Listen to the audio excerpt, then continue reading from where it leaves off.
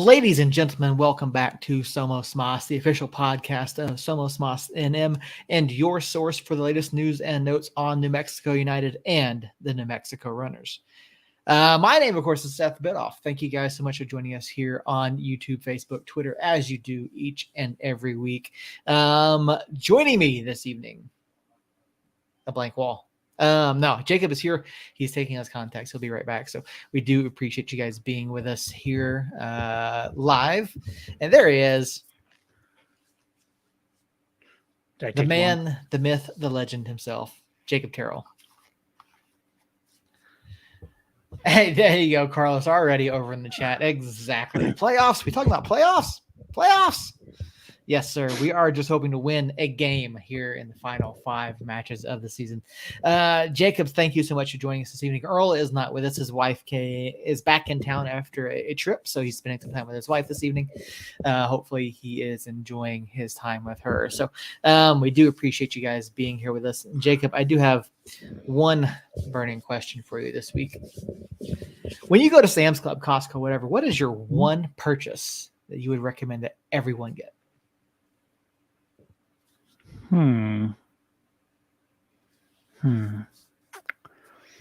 Bacon.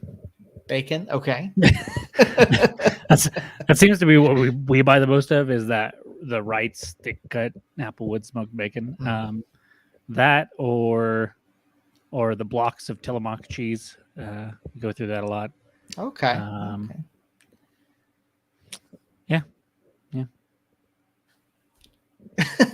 You know, the last time I went, they had one person giving out free samples, and it was of like some like sparkling water. I was like, yeah, no, I'm not messing with that. Not even gonna mess with that. One thing, and my friend that actually introduced this to me, is the Frank's Red Hot popcorn. Have you seen this? No, and I think I'll pass. Yeah, it's over at Sam's Club, and it's the whatever brand, the Smart Food, whatever, popcorn. It's Frank's Red Hot flavored. It's incredibly good. Interesting. Yeah, that is something I would have to sample before I buy a Sam's Club sized bag of it.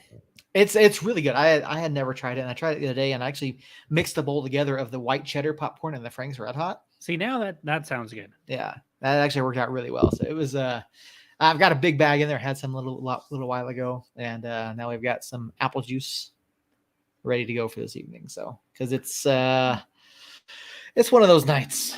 Is your apple juice green? What's going on with your apple juice?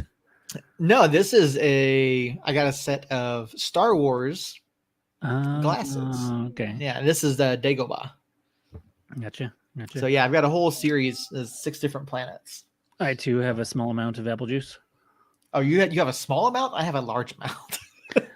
No, I'm not a straight apple juice drinker, typically, but it's possibly celebratory / also since the holiday and the infection on my head, which I found out is a rare kind of staph infection. So I have to get 5 days of shots in a row.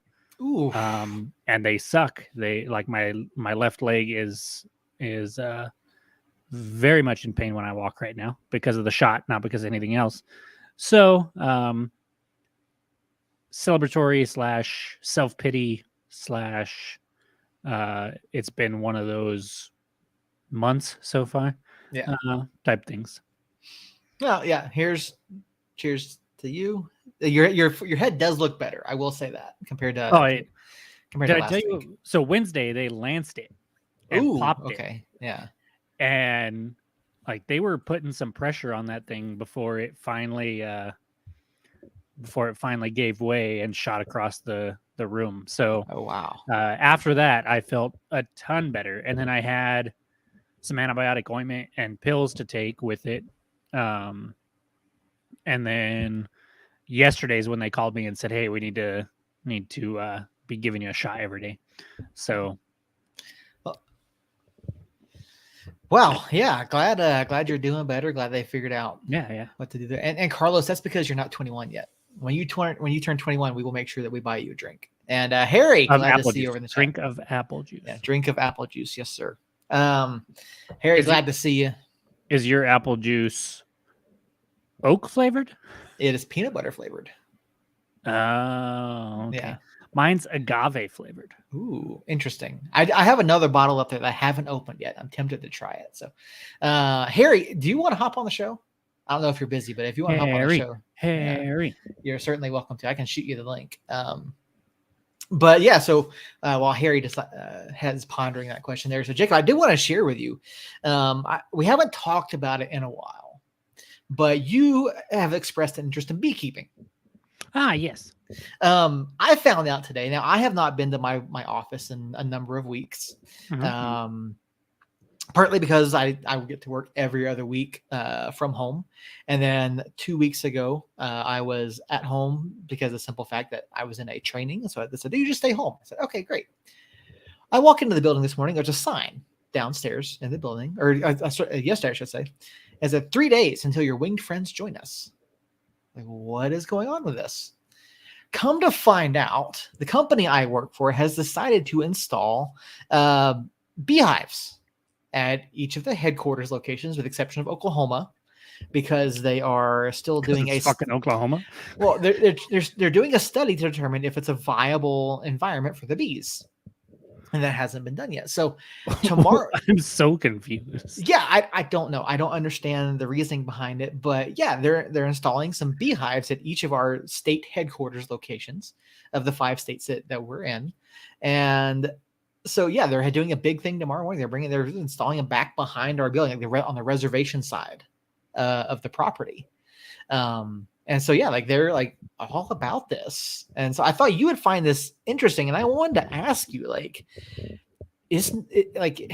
And I know our friend Andy Hageman does some beekeeping as well. Like, I know he has some pictures. I'm sure you saw his pictures up on Facebook the other day. Like, is this I mean, do you think that area or is New Mexico like viable for bees? Like, and what do you think of a company this size trying to do something like this? I don't know. I kind of like it. It's interesting. It's weird. It doesn't make a whole lot of sense to me, without knowing like your guys' exact location and what they're Balloon Fiesta Parkway. No, okay, and like what their like thought process is behind it. Like, are they doing it to save bees? Are they doing it to improve morale? Are they doing it because the main boss is a bee guy? I don't know. No, they said it's to be more eco-conscious, is what they've told us. Work from fucking home then. Yeah, I don't know. That's all it said. In an effort to be more eco-conscious, they're bringing in bees, and they gave everyone, and they kind of explained it a little bit. And there's going to be like a whole big presentation tomorrow. They're bringing in some beekeeper from NMSU to come in. And Harry, I sent you a link, by the way. Check your Twitter. To come in and do this thing. And so, yeah, they're trying to be more eco-conscious, and they're passing out packets of seeds, wildflower seeds, to everybody in the building today to say, hey, go home and plant these, as supposedly help the bees or something. I don't understand. And so it's just really like kind of random that very strange. They're doing this. And so I was kind of curious as to like what, and I'm going, first of all, is this not a legal liability? Like, what if someone gets stung by one of these bees on company property? You know, that's where my mind went first. But I was curious. I wanted to present this to you and see what your thoughts on that were. I mean, I kind of like it. Like I said, bees, as I think we talked about it one of the episodes that I was mentioning it on the pod a lot. They need help. They're not doing so hot on their own. So any respectable beekeeping is much appreciated. There's Harry. Harry. What's up, guys? Hey, Harry. Thanks for joining us.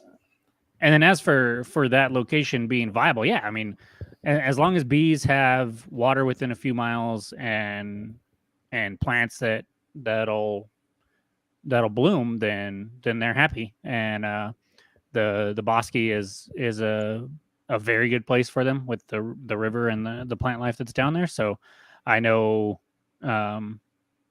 you're not too far from the river where you are then, and so the liability thing, I don't know.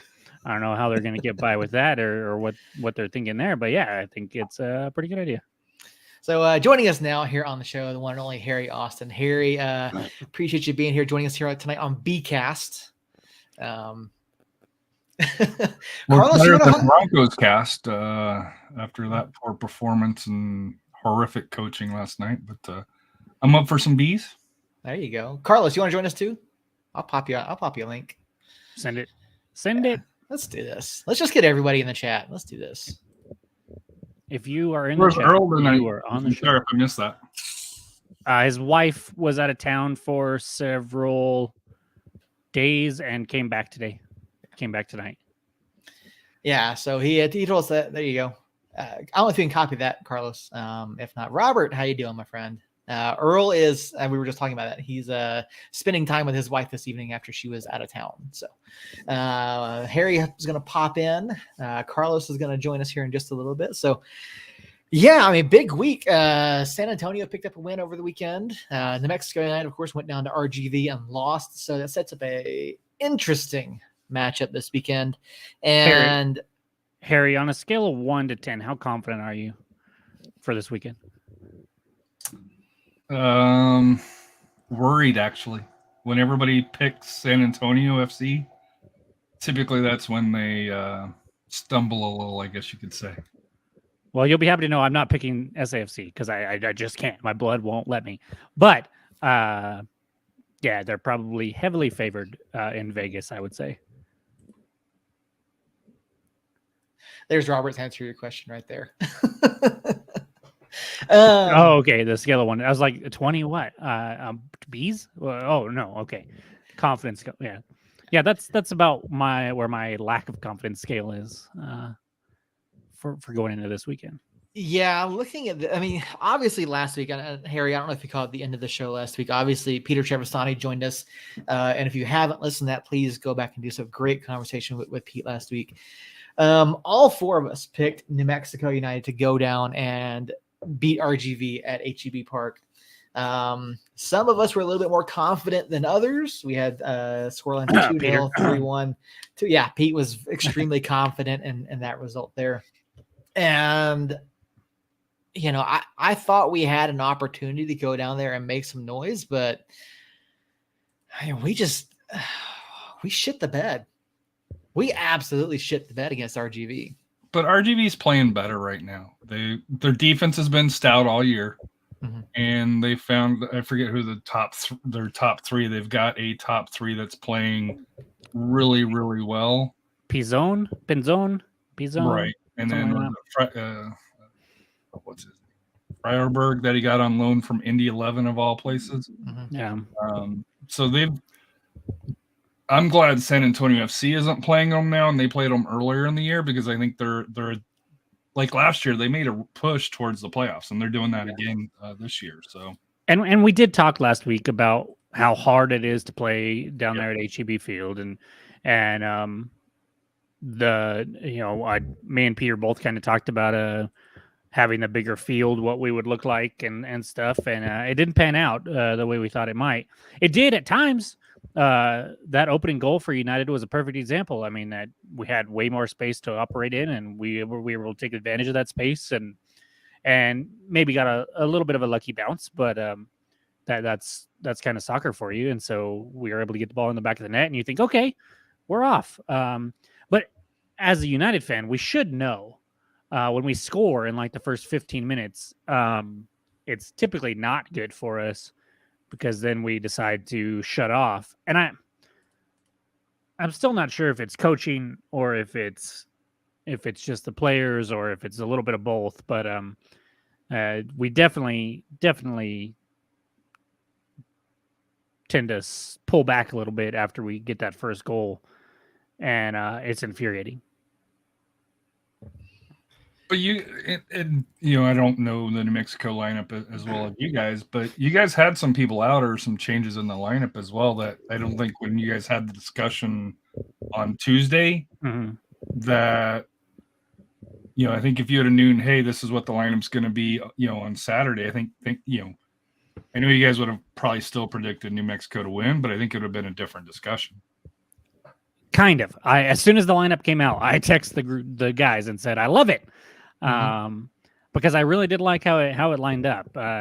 We do have a lot of injuries that are affecting us to varying degrees. The Nico Brett one, which Peter said he was going to be out for a while, and hopeful that he would come back for the end of the regular season, really has affected us more than I think people. I know some people kind of shed on Nico for not doing a whole lot other than finishing, but the most important part of this game is finishing, and that's what he was signed for. That's what he's done his whole career. That's what we brought him in to do, and that's what he was doing. And then I think Jerome's kind of being missed a little more than some fans want to admit. He got some shit for going down a little easy at times and his antics, but they were freaking effective. I mean, his when Nico and him were playing, we were scoring goals.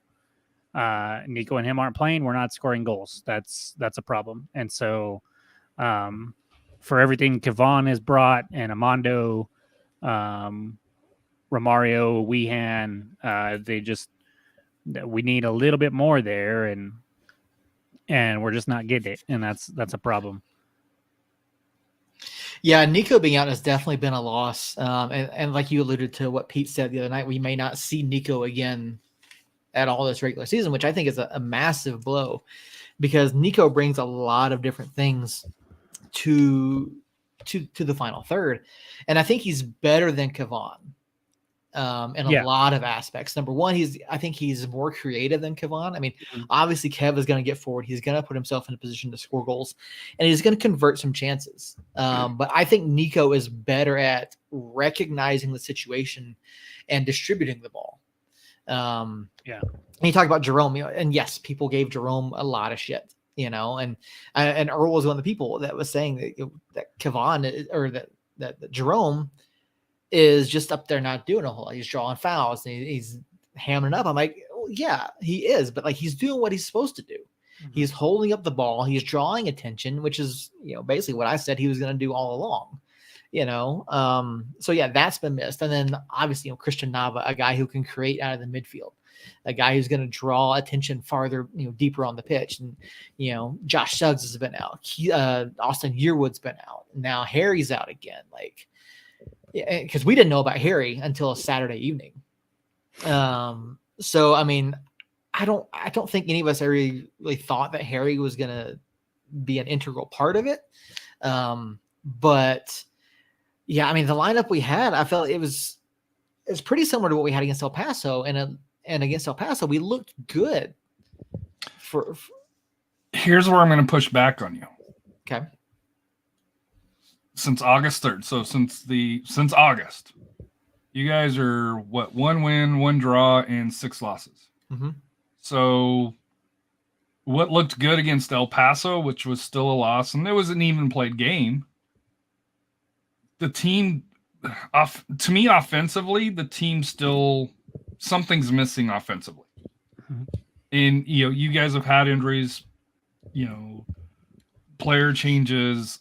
I don't know, I watch you guys, but I don't watch you guys that close to be able to try to pinpoint what's wrong. Right. But to me, that's the biggest issue. Have you guys, outside of, your win and your draw is the only time that you guys have scored multiple goals. Mm-hmm.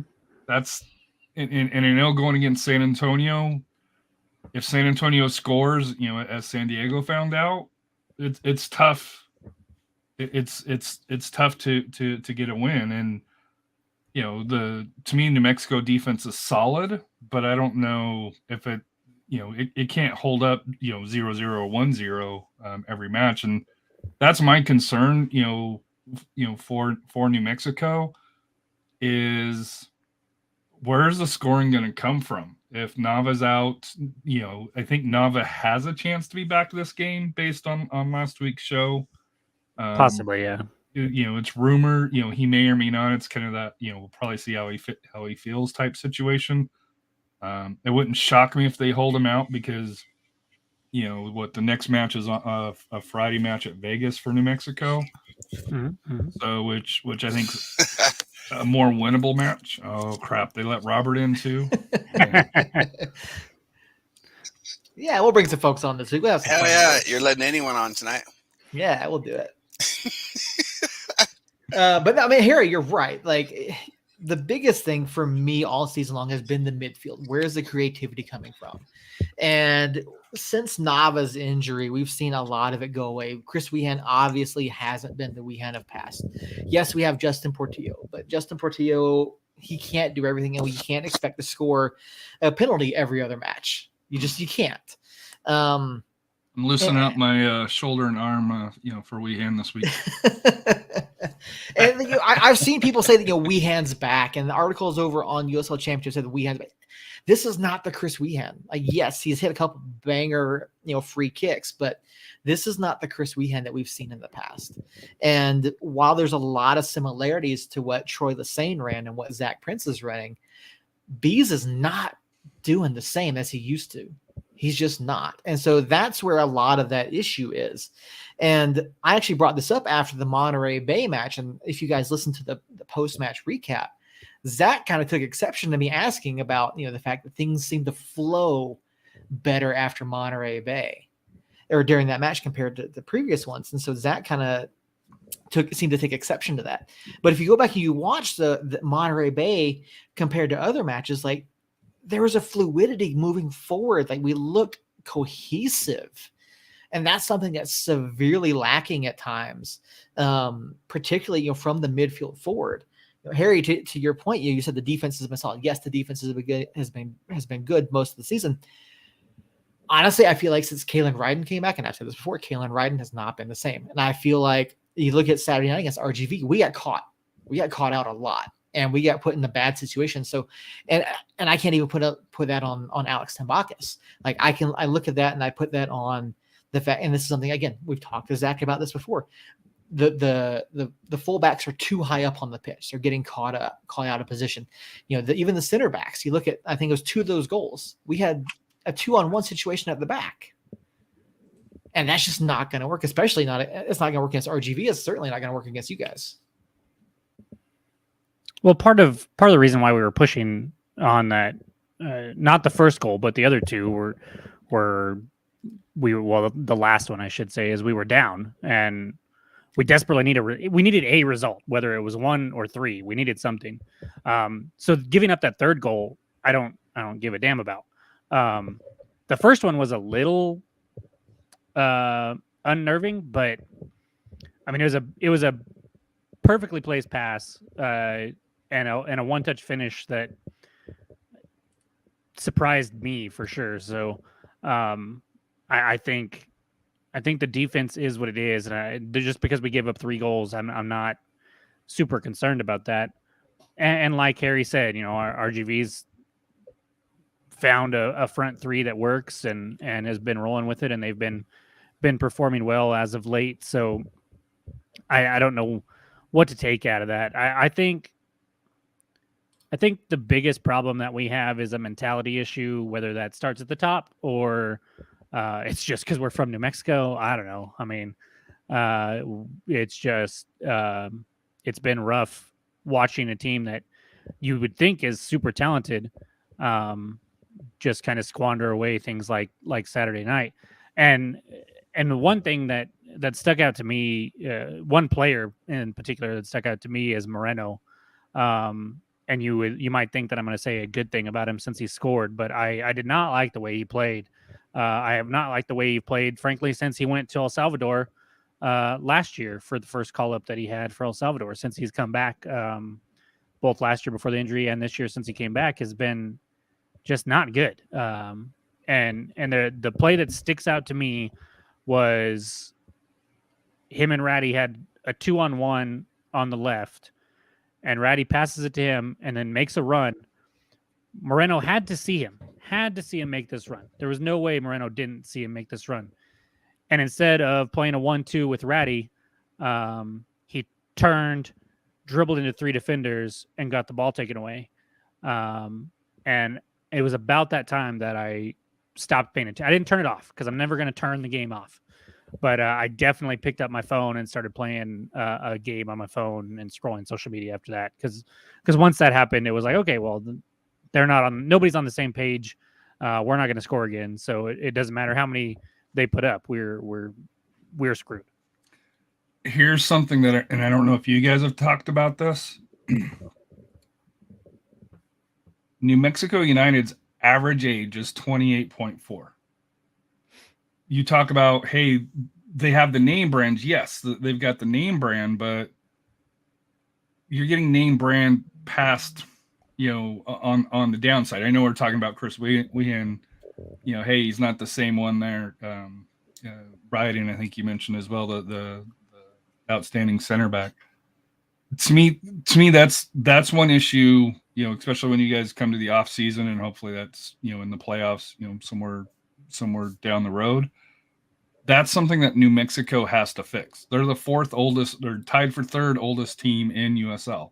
USL's a young, a young league team. San Antonio's what, 1, 2, 3, 5, at 27.1, and they're in the bottom, as far as age, towards the bottom. Switchbacks, Charleston, Memphis are the only teams that are in RGV are the only teams that are younger than San Antonio FC outside of the two teams. To me, I think that's a big factor, especially, we've noticed that the performance at home has slipped this year.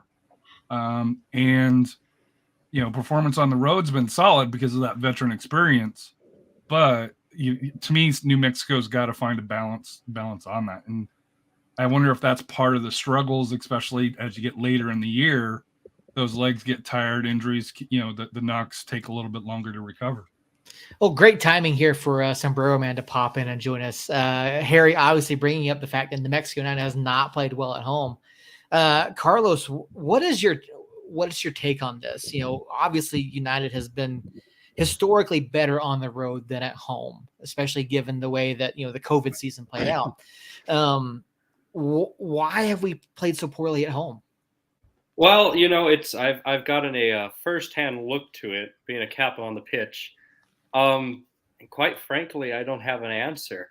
I'm a big baseball guy, so I'm superstitious, and so I just think that stadium's cursed. I'm going to blame the Dukes for that one. But no, in all honesty, I can't put the pieces together. Obviously, it's not the field, because the Isotopes have an amazing record at home this year. So is it the pressure? Is the pressure too much for our lads? Is it, do they like the pressure, the anxiety of playing at home? And this was brought up to me after a match by a fan is, are we just too loud? Can they not communicate on the pitch? Is it like a Los Angeles Rams silent count type thing at SoFi Stadium? It's a very weird thing, and we've had to be good on the road. I mean, if you look at 2020, we had no choice but to be good on the road. So is it the mentality of, well, we're just going to go into their place and win, and then we'll pick up points wherever we can at home? I guarantee you, we've been in those press conferences together. Zach's not going to give us that answer. So it's nothing. I'm not knocking Zach in any way. It's just a very weird statistical anomaly that we just aren't good at home this year. It's very strange. It's not just this year. I think last year we had a winning record at home, but barely. The majority of those were draws at home. Yeah, and then 500. And then year one, we were not good at home either. Obviously, 2020 we were on the road, so that one doesn't really. I don't have any data from that, but so we've had 3 years where we've had home matches, and we've only had a winning record in one of those, and it was only barely a winning record. I think year one, if I recall, I mean, we did start off with that gigantic win streak. So it wasn't a win streak though; it was just an unbeaten streak. It was an unbeaten streak that started off at home. Not just at home, but as a franchise. Yeah. And I think it took us until that Sacramento Republic match before Open Cup match that we lost our first game at home. Oh, at home, yeah. Yeah, at home was the first game we lost there. And I thought we were pretty solid year one at home. I felt like the Lab was minus a few late equalizers. It's a pretty tough place. I still think it's a pretty tough place to play, but we've seen it just kind of dwindle where. And another thing is, are the opposing players really feeding off the energy that we give there? And we need to shut them up. Is that why they're playing with a different chip on their shoulder there when they come to Albuquerque? I think that's a great question for Harry. Yeah, Harry, you've watched a lot of the USL. I mean, obviously San Antonio draws pretty well compared to some of the other clubs. But when clubs like El Paso or some others come in here, clubs that have smaller draws, do you think the attendance here in Albuquerque makes a difference for them as well in terms of the atmosphere and the energy? I think it varies on the team. Like for San Antonio, I don't think the crowd really matters a whole lot because we play in front of a decent crowd. It's not your size, don't get me wrong, but it's a loud crowd, in San Antonio. And our teams, I know, and I'm sure New Mexico's players say the same thing, that, they feed off the energy from the crowd. So I don't think it's a crowd issue at all. To me, and I'll use El Paso as an example this year with how they're trying to change things from Coach Lowry to that here is they're trying to do a more pressing style on a baseball field that's short and narrow. That's why San Antonio typically struggles going to El Paso, struggles going to New Mexico, because the pitch is so narrow. They don't have as much room like in Toyota Field or HEB Park. I don't know if the tactics aren't working right for for the home pitch. And I know you guys watch and watch them much closer than I do, but I don't understand it personally. It doesn't make sense. You're right. Kind of looking back, I think the perception is that New Mexico does really well at home, and I think a large of that is because of the attendance. It gets such rave reviews that I think maybe we overlook what the actual performance is. Because at least locally on West, El Paso doesn't win a lot there. We don't win a lot there. I think the only team that does would be Phoenix, I guess you could say, that's had kind of success out there, but they've had success in San Antonio as well. It sucks. I mean, they really haven't. They've only played here twice. One was a 2-2 draw that they equalized late, and then the other was the COVID game this year. So then they don't. It's just that's just to me. I think to me the perception doesn't match the reality that's what's taking place there, and I think that's probably the disconnect. Is I think when most people say, "Hey, New Mexico is playing at home," it's got that perception of being a tough place to play. And I know this year you guys have struggled, and I don't know if it's goes back to was it the COVID year where you guys were out on the road all year, and you guys just became more comfortable in that. But even that doesn't really make sense, because that was 2 years ago. Mm-hmm. You figure there's been quite a bit of, there's some people that are still there, but, there's got to be some turnover on there. The coaches changed, obviously, from, 2020 to now. To me, it's, I don't understand it. Like I said here, you guys had a good run, and then, recent performance, it's a struggle.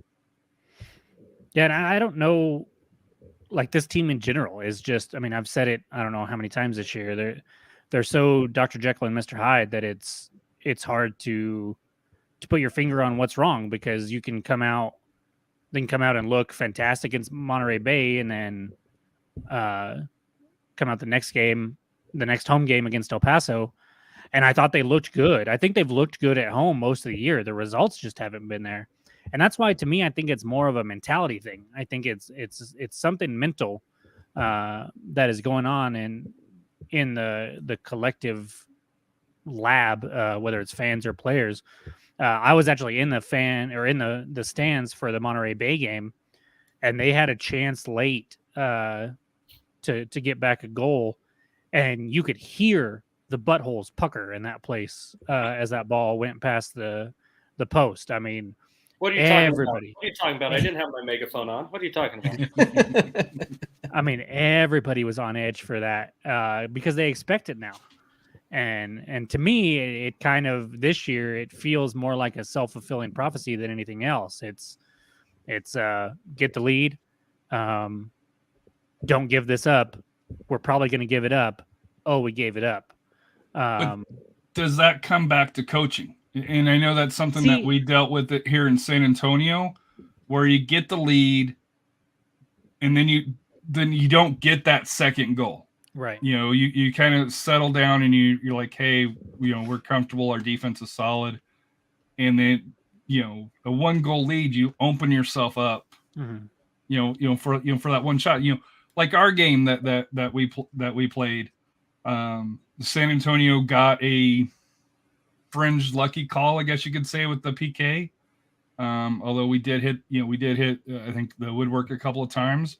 But there was opportunities that New Mexico had the ability to score on that I would like to say other days they score, but unfortunately, that's why they're in USL is they're not, they're not converting those chances that they should be converting.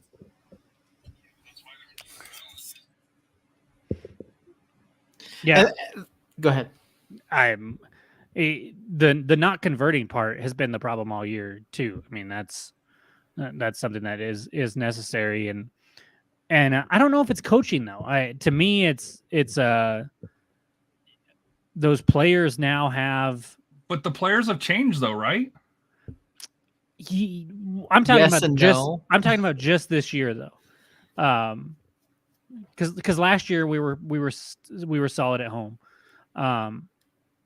and year one. I mean. We heard Peter talk last week about the budget for year one and how small it was and how much more we've spent on players this year and the roster itself. And it's just but you've had to though.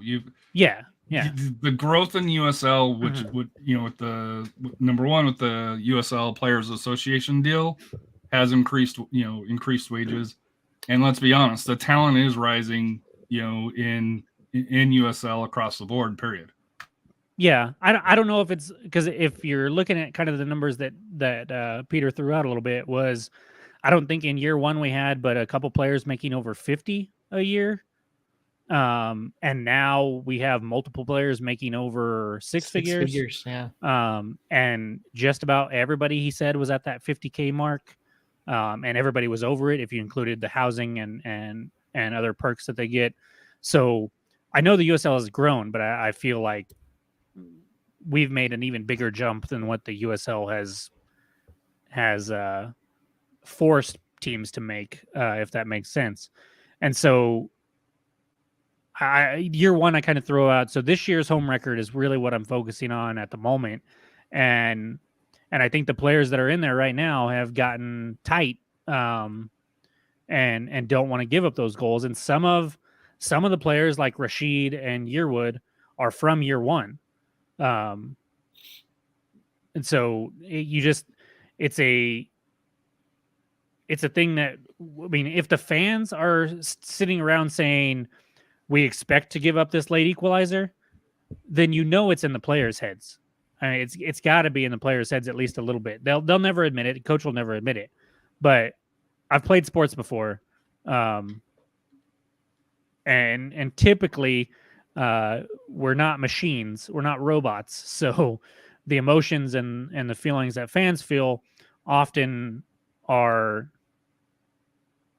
passed to the players, or at least maybe even starts with the players. Maybe that's why we're feeling it, as the players are feeling it before us. I don't know, but it sucks. And I was looking forward to these road games until we lost RGV, and now I'm looking at 2 SAFC fans on my screen.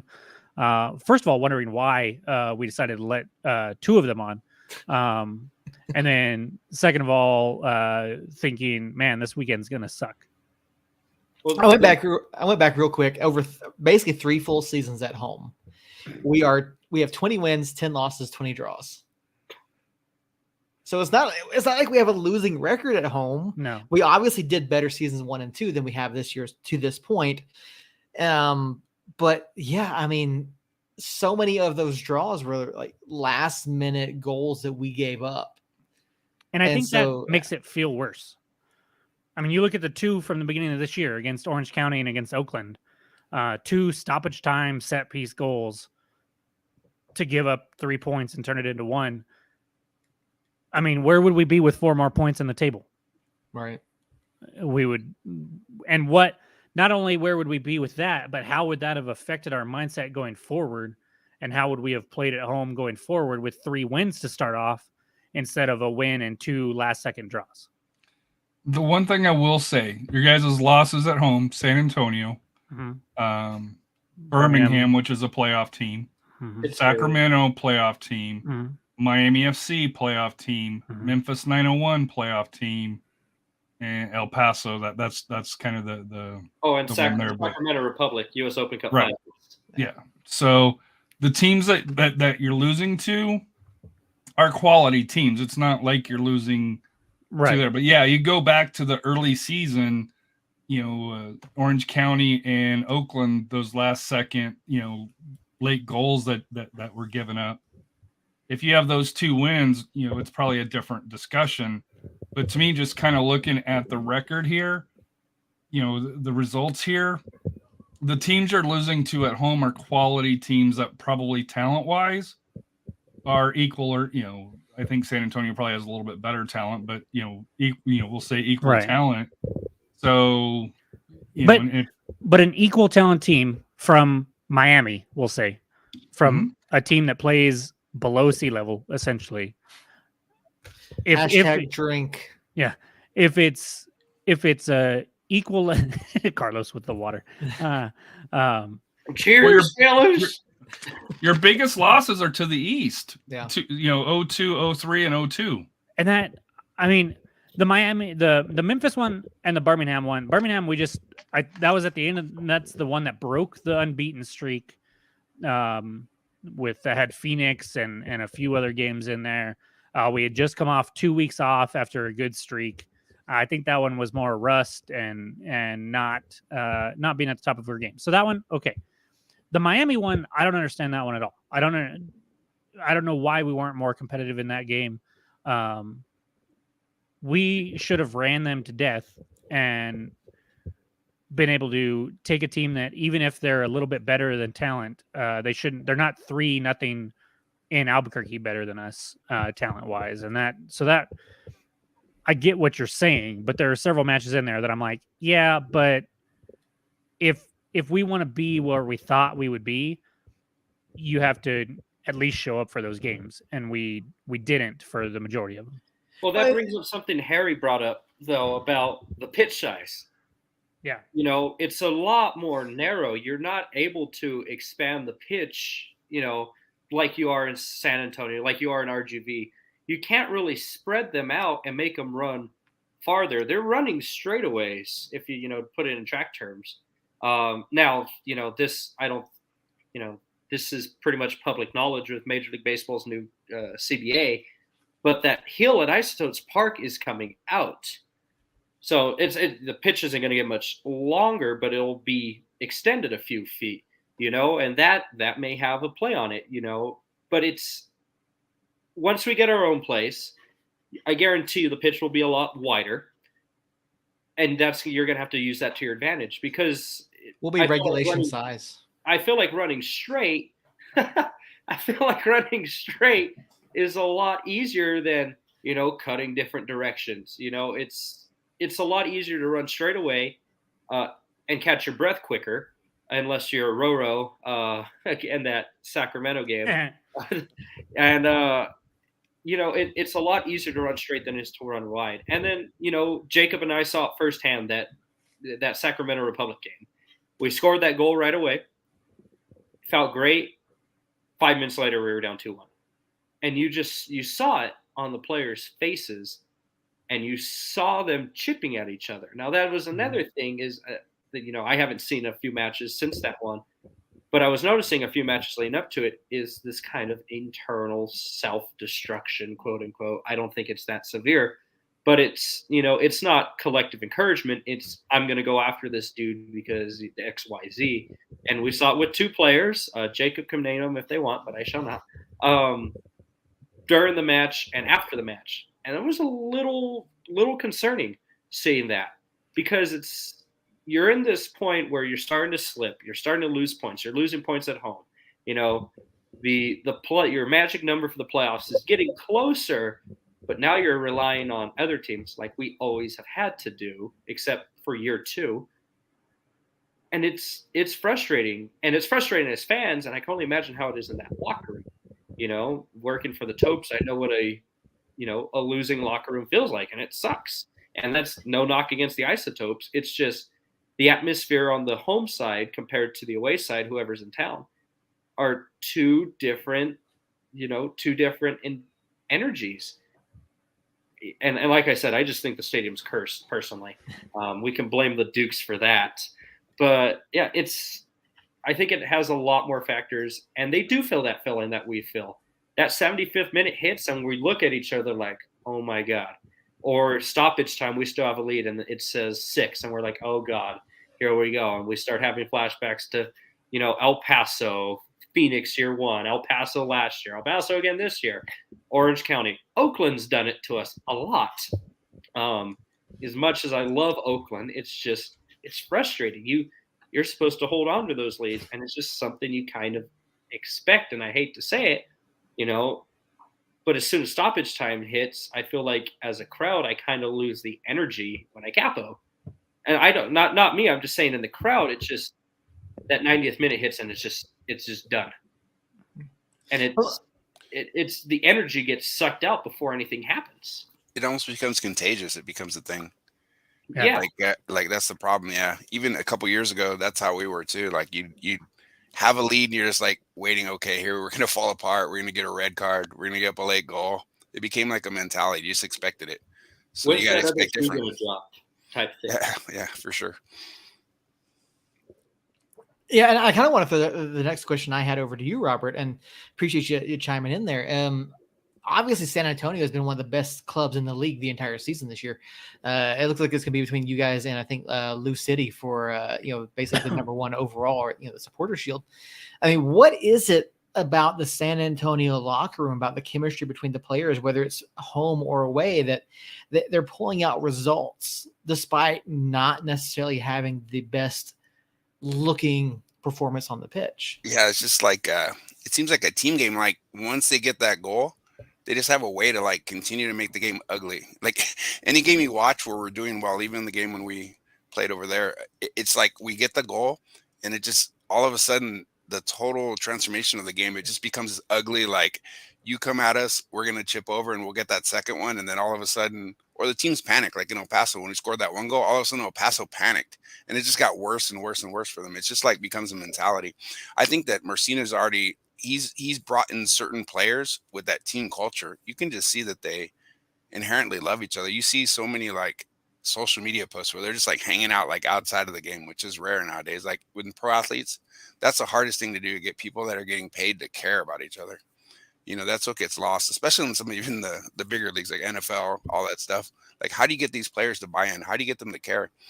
And he's found a way. And this year it's translated really on the field and off. It's really impressive and really cool to see that, but once again, having that first seed, the curse, like you talked about curses earlier, that's all I could think of was like the number 1 seed. Do we want it? Yes, but no, because you know how that goes. But I also think for San Antonio this year, losing in PKs in the Western Conference Final last year put a big chip on their shoulder. It gave them the confidence. Hey, we are a quality team under Coach Marcina. They brought back key players. And I'll give the technical staff credit. They brought back a stronger team. It may not be as deep through there here, but to me, the crazy stat that that I don't think I've ever seen here. What we've played 28 games, 29 games, 28 games. They have never had the same starting lineup in any of the 28 games. There's been different players that have rotated in either due to injuries, yellow cards, suspensions, player performance, new players brought in. San Antonio has yet to have the same lineup, from week to week. To me, that just shows how much depth that San Antonio has, how much versatility, and I think that shows, if you're performing in practice in the week, or if you performed well in the previous game, you're going to get the opportunity to play, and I think that matters a little bit. Is if you're a player on the bench, you're going to get minutes compared to past times under Coach Powell, where they ran out the same lineup whether it worked or didn't work, and you're like, hey, why can't we make some changes? And I wonder if that's maybe kind of a little bit what's going on in New Mexico. Is it looks like you guys keep kind of the same core, going out, and not, I don't want to say managing minutes or anything, but kind of keeping that freshness, in the lineup to where it makes players hungry. That's an interesting point, especially with us not having the Open Cup run, and really aside from a few weeks, we really haven't had a whole lot of schedule congestion, which is something that I know that we talked about early in the year because of how the schedule played out with us going back to the full schedule.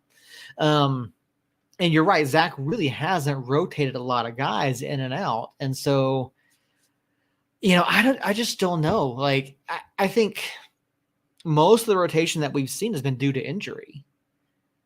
And when you look at that, and then you look at, signings throughout the year to try to increase productivity, increase the amount of goals, whatever. Yes, we brought back some fan favorite guys. We brought in Kevon Frater. We bought, Devin Sandoval obviously signed, not necessarily, he was earlier in the season, but after his heart issue last year, we re-signed him, brought him back. We brought back Bees last year. You look at the signing of Romario Williams, and then compared to San Antonio, you guys brought back Christian Parano. And Harry, I know you and I kind of talked a little bit about it on Twitter. I mean, to me, signing a guy, and I kind of questioned, bringing back Parano at the time, but, looking at the San Antonio signings compared to United, and you talk about, the freshness of guys, how big of a deal, how much better do you think the signing was of the San Antonio players, such like Parano, compared to what United did? Well, I won't even talk about Parano because I don't think he's fully adjusted. He's getting better yet. Right. But how about Sam Adeniran that came on loan from Seattle, 9 goals. Mm-hmm. San Antonio wasn't necessarily struggling, to score, but he's brought that they've consistency. Been bringing guys that are familiar with the system, though, Harry. Right. But I don't know if the bringing in the players consist, so they're here, and I talked to you about last year on is that really a good thing? I know it's great for the fans, but is it great for the club overall?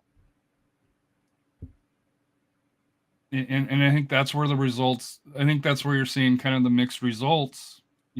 For New Mexico, because I honestly believe at this level, you've got to have that player rotation, to get younger along those lines. It's great to bring back the favorites, but and as much as a great story it is for Sandoval to be back, and of course if he gets on the pitch, I'm going to boo him just like I did in the playoffs, because it is a great story pre-match.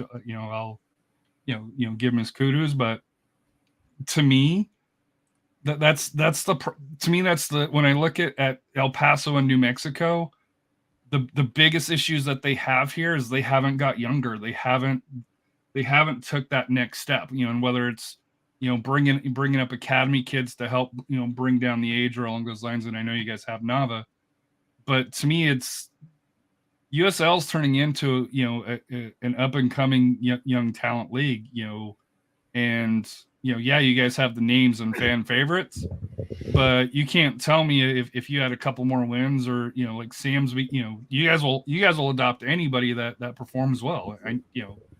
That's a fact. Well, when you look at talking about the age thing, the two of our younger players that we brought in, one Radio Vuka, he didn't really start getting minutes until the last two matches, and has looked good in those two matches. And then our other young guy that we signed this offseason, Carl Fred Sainty, they loaned out because coach wasn't playing him. And it's a guy that me and Seth both saw in the preseason and some practices and stuff around the beginning of the season. And we were kind of blown away at his everything, really. I mean, he was like 6'2", 6'3", just a big kid, quick, good with the ball. I thought he was going to be a big part of what we did. And then instead we see a lot of 32, 33-year-old Michael Azira in the midfield.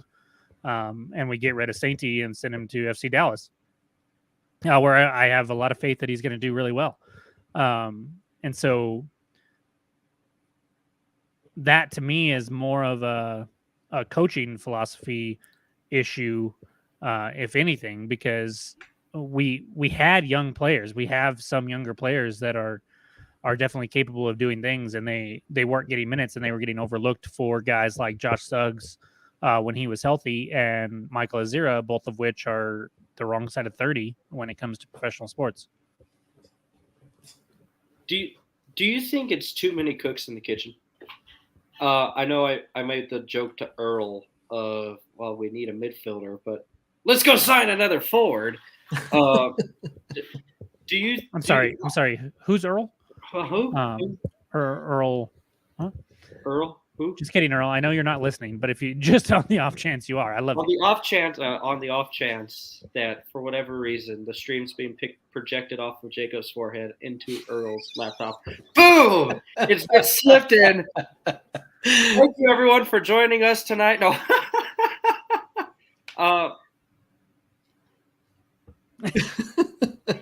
Is this where you tip your waitress? Oh my god.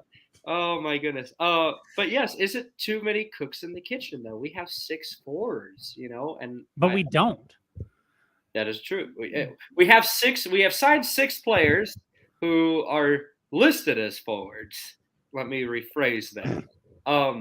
And I'm wondering if those Romario and Cavan signings weren't made. I wonder if they weren't made with the knowledge that Nico wasn't doing good and Kiesewetter was going to be out for a while.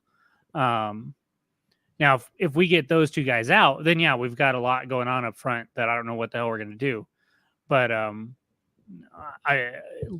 in hindsight, I feel like those two in particular were brought in because Kiesewetter, Ilya Illich, and Nico were going to either miss time or be gone from the club altogether. And so I'm not mad at those signings. A midfielder would be nice, but again, I still feel like we had a midfielder at the time of making those signings that we decided to get rid of, and I don't understand why.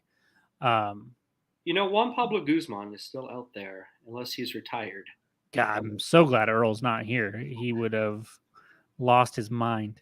I want to ask Harry and Robert this. I mean, when you're looking at what your team does, what your club does during the season, as far as signings go, in the off season, when you're trying to fill holes, when you're trying to create, build around, say your core pieces, say you bring back Pirano, say you bring back a couple attackers, what are you looking at to bring in around them to help fill out that roster?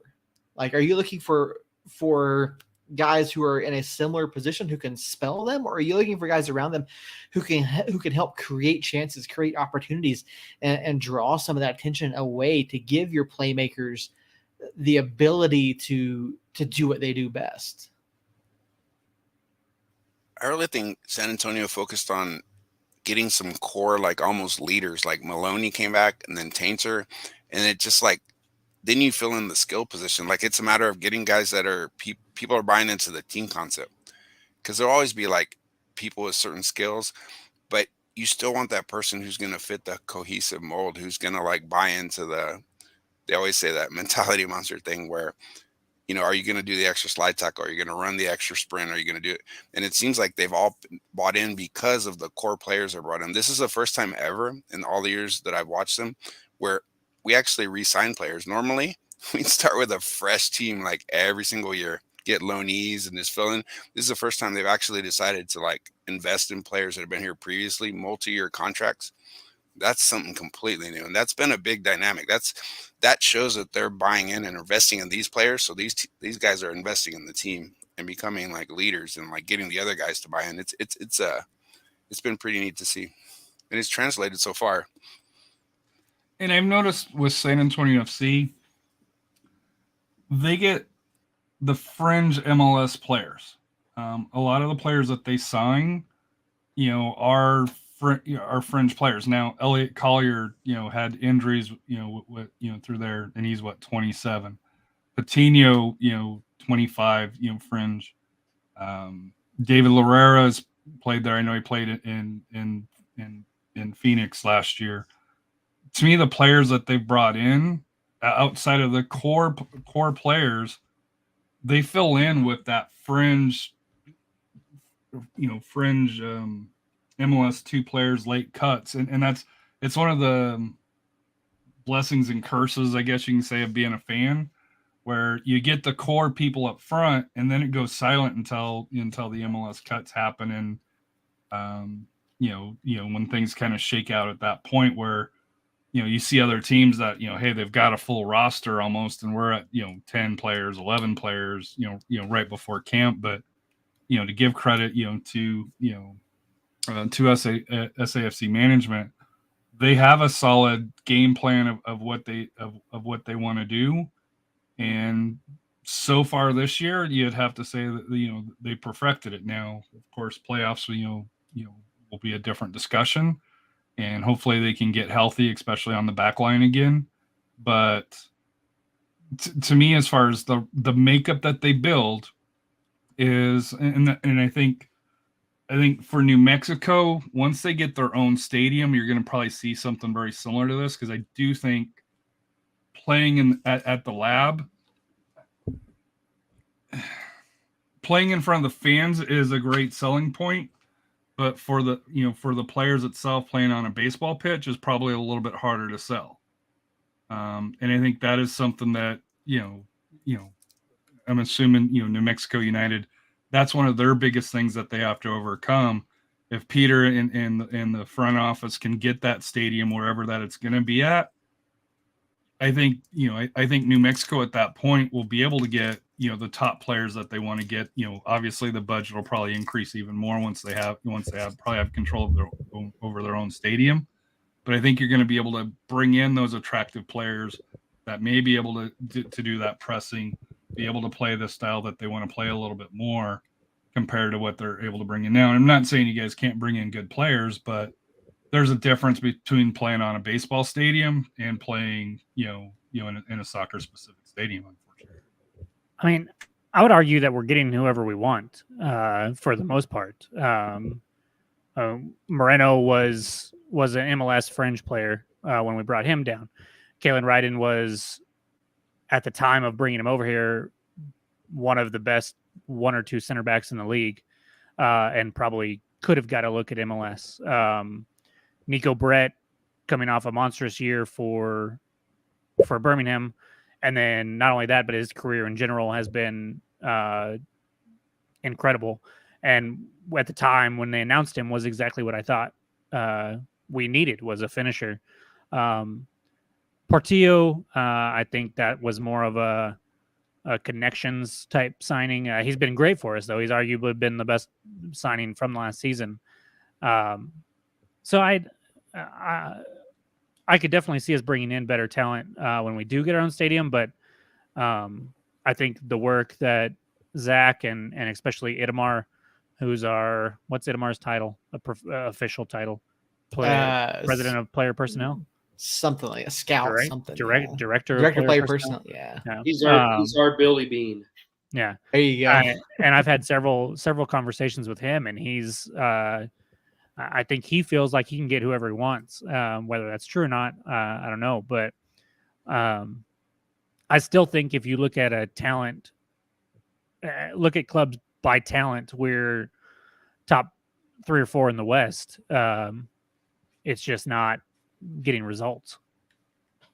Do you, okay, so this is, I want to open this up a little bit to both fan bases here. Obviously, we've made a lot of signings that have those connections, and Jacob, you brought it up, the familiarity, guys who have played in and around each other, or with Zach, or with Troy, or been in the Charleston Battery system before. You guys who are familiar with that. Do you think that's a detriment to what United is wanting to do, or do you think that it's something that United can use to build off of going forward? They can build off of it because this is his first year. So as much as, hey, the results haven't came through, it's year one. I would expect New Mexico to make even a bigger step next year, personally. Yeah, and I think that's something that a lot of people in the fan base are. Yes, I mean, so let me rephrase. I think the fan base is aware that it's year one, but this isn't the Premier League. This isn't MLS. This isn't La Liga. This isn't, top tier soccer. Like, this is not we're expecting to go to Club World Cup, and guys are calling for coaches' heads, in their first year of their contract when you're in a playoff position. So, but for me personally, I feel like, yes, it's a good jumping off point, and yes, I think having that familiarity helps. But I think that bringing in someone like Edamar is going to help expand those horizons. Where we've seen it with Ratty, who's been fantastic in the time that he's gotten on the pitch. But I think we're kind of limiting ourselves to in the sense that we've got guys who are so familiar that Zach isn't spreading his wings a little bit to try to bring in guys from Mexico, from other areas that may be more talented than what we have now. So is that he's not trying, or we're not getting them? I don't think it's either of those. I think we've seen Edamar's reach already. We've seen it with guys like, again, Ratty and Carl and God, I was so upset about the Sainty loan. Like, I did not like that at all, because with the midfield issues we've had, I felt like Sainty is a guy that could have stepped in and did that. But I feel like there's such a focus on U.S. players, U.S.-based players, that we're not necessarily reaching as far as we could be to bring in other players. It's almost like limiting your scope. You're like so hyper-focused on like a certain, and if it's you're not expanding your horizons, you're not looking outside the box. It makes sense. Yeah, it's the U.S. and Jamaica. I mean, we love our Jamaican strikers over here. Ours is South America. Yeah. I'd argue that the South American players are better than the Jamaican players. That's just me, and that may be a little bit homerish, because I've seen South American players come into Atlanta United and do extremely well. But there are so many untapped markets out there, and there's so many opportunities to bring in international players, that because we don't have all those stupid rules that MLS has. Like, well, bring the guys. We have some, yes, but not as dumb. The whole COVID stuff kind of put a damper on it's delayed a lot of even Kamiri took a long time to get over here because the visa stuff was an issue this year. Yeah, I remember that being a huge problem. Yeah, Ratty was the same way. Ratty Avuka, he didn't get here until 2 days before the last preseason game. So I said last week at camp, yeah. So it's an issue. I think. I also think part of it, as fans, we. For New Mexico United in particular, we're looking at teams like Lou City and San Antonio and Phoenix, not so much this year, which I love, by the way, and think that we're at their level already, which I know Lou City came in and took the league by storm when they came in right away, but we're not Lou City, for one, and we're a club that Peter talked about last year. I mean, Peter wasn't a soccer guy. He ended up hiring a guy who had never been a head coach in in Troy, and I mean, me and Seth can kind of speak to it. That first year, everything was a shit show at times, from getting into the stadium to getting media passes to the access for media. I mean, nobody knew what they were doing, and that, while it seems like a lifetime ago, for many of us, I mean, we've had one kid. We're pregnant with another kid. We've moved twice. We are going through a pandemic, or we went through a pandemic, still kind of going through a pandemic. You're Adopted pregnant? it. Yeah. Thanks. I thought I could slip that through, but now you just had to call me out on it. And so you think, oh man, we've been a club forever. But that wasn't that long ago that this league started literally this club literally started from thin air. And so it's good to have that we should be a championship contender mentality. But also we need to take a step back sometimes and be like, all right, guys, here's the reality of it.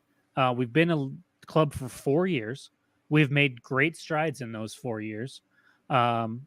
One of those years was a year that nobody in this lifetime has ever really seen, with COVID and everything that went down for it. We don't have our own stadium yet. We have another first-year head coach as our second head coach in history. Let's just relax a little bit and just kind of enjoy the fact that we have a team that we love, that we were able to root for. That being said, when we lose to San Antonio 3-0, I will be pissed and won't talk to anybody for at least a couple hours. I think that's a fair assessment. And, obviously before we get into our predictions for this week, I mean, Harry, what's gone well for San Antonio this year? I mean, obviously, they've gotten the ugly results. They've gotten the good looking results. And you and I talked earlier this season. We talked early last season too. And I called it last year. I said San Antonio is a lot better than what people are giving them credit for. And we talked about this year, San Antonio is better than what people are giving them credit for because of, they're not pretty results, but they're getting results. And so, I mean, has it been Marcina? Has it been the players? Has it, what has been the driving factor for San Antonio's success this year? It's got to be Marcina. The players. The players are doing what they have to do on the pitch, and they performed really, really well. But to me, Marcina's pulled, has made almost every move correctly. There's only been, I think, 1 or 2 games where we've questioned kind of, hey, what kind of lineup are you putting out? What kind of tactics were you doing? He's getting buy-in though from the players. Buy-in, they'll fill that role. They'll play this role, that role, whatever they tell them. Yeah. But it's him, and then part 2, getting far on the emergency loan last year. That can't be understated on how big. God, that was the best. How big that's been, because he came here for the playoffs. He fell in love with the area, for that here, and in kind of a weird thing where we had 3 starting goalkeepers at one point, and then we were down to just far. To me, him coming in, I hate to say it, changed everything, for San Antonio FC, because last year, and I made this comment here, and I know Matt Cardoni's a favorite, but when you looked at the lineup from SAFC last year, most of it was MLS talent with the exception of goalkeeper. I think this year we have a MLS talented goalkeeper. He hasn't got the shot yet, but I think anybody that's paying attention thinks he has to at least get an invite to camp to see if he can make the opportunity to make that step up, which, as a fan, it's one of those love-hate things where But for a player to be able to move up, whether it's overseas to Europe or to MLS, where you get that bigger contract and possibly life-changing money, and I know that's kind of hard to say in soccer, but when you get that ability to move up, that's something that you have to do. Don't say that again. No, San Jose. That like Keiser better. The other guy, he left over there to Portland, or is it Montreal or wherever? That was the other guy. He was pretty solid. El Paso. Oh, Ketterer, Logan Ketterer. I say Keiser better. That's the wrong guy. That's the guy with the other. That's the guy with the horrible team. Well, you guys had that with. Don't let Chris Weehan bring his hand back out here. Okay? Oh gosh, yeah. About that. Never forget. We don't forget. But you guys had that last year with, I think it's Cody Mizell, right? And I know he came back for a couple of matches this year where it's one of those things that it's awesome to see him go and get the opportunity, but it stings. It stings. Yeah, he had that chance with NYCFC, and obviously he didn't get any minutes, to my knowledge, with NYCFC. However, I mean, he has an MLS championship ring, and it's that chance of being in those trainings with him. And yeah, it was nice to see him come back. I thought maybe that wasn't the best idea with a guy like Ben Burry still out there. I'm still part of the Ben Burry fan club. Mm-hmm. But it's Cody getting those opportunities. And I think it's not just with, for New Mexico United. It's an entire USL league thing that we're able to produce talent like this. I'm going to throw out a name, Matt Turner, goalkeeper for Arsenal. Started in, I don't think it was the USL, but started with Richmond Tigers. No, he started in the USL at one point. Yeah, he was in there. Are we allowed to claim Dane Sinclair? Yeah. Yeah. He played there for 3 games before he got called back up because the other guy got hurt. Wait, the 2 preseason, and he looked awful in the preseason. But it's that talent. It's seeing that talent, grow since that year one. I mean, David Ochoa is a name that comes to mind too. With all those goals he gave up against us at in Albuquerque. Every time I see him, all I think about is 5-1 in favor of New Mexico. It's seen guys like David Ochoa. I can't remember. There's a few gentlemen for FC Dallas that played in that U.S. Open Cup match against us that are doing quite well, if I do say so myself. Yeah, Ferreira and we played against him in the preseason. Yeah, Ferreira and the other dude. It's seeing that talent, and yes, it was MLS, but it's seeing that the USL is a league that really shouldn't be challenged. I mean, I hate to use this example, Diego Luna. At Real. I'm sorry, but Luno's done nothing. But he's done nothing there. I don't know, man. I've watched him a couple times. He comes in off the bench and for being a kid still has held his own. He's 40. What are you talking about? That's what I said. That's what I always say. Dude, he's like Danny Almonte. He for the little league. Yeah, he said he's 18. He's that dude from Benchwarmers. He's 18. No, he's not. But it's seen the talent the USL is able to tattoos. Yeah, I know. He's my age. I don't even have a freaking tattoo. This is some BS, man. And we're leaving out somebody that's near and dear to, I imagine, 2 of the people on this podcast heart. Jose Gallegos transferred to Europe and at the time was a record fee and that at the time, I mean, even now, I mean, that was a huge move for USL and for San Antonio. And yeah, he's a good kid. And so you look at stuff like that, and it's yet another reason why the hell are we so old? Talking about New Mexico United and their players. And that's why I struggle on trying to find why Nava, and I know he's injured right now, but why he wasn't part of the offense more. So we found out there was a non-soccer related issue that was keeping him off the pitch. We don't know what it was. We haven't heard any details, but that's why he was missing for a large chunk of the season. There is a non-soccer related issue.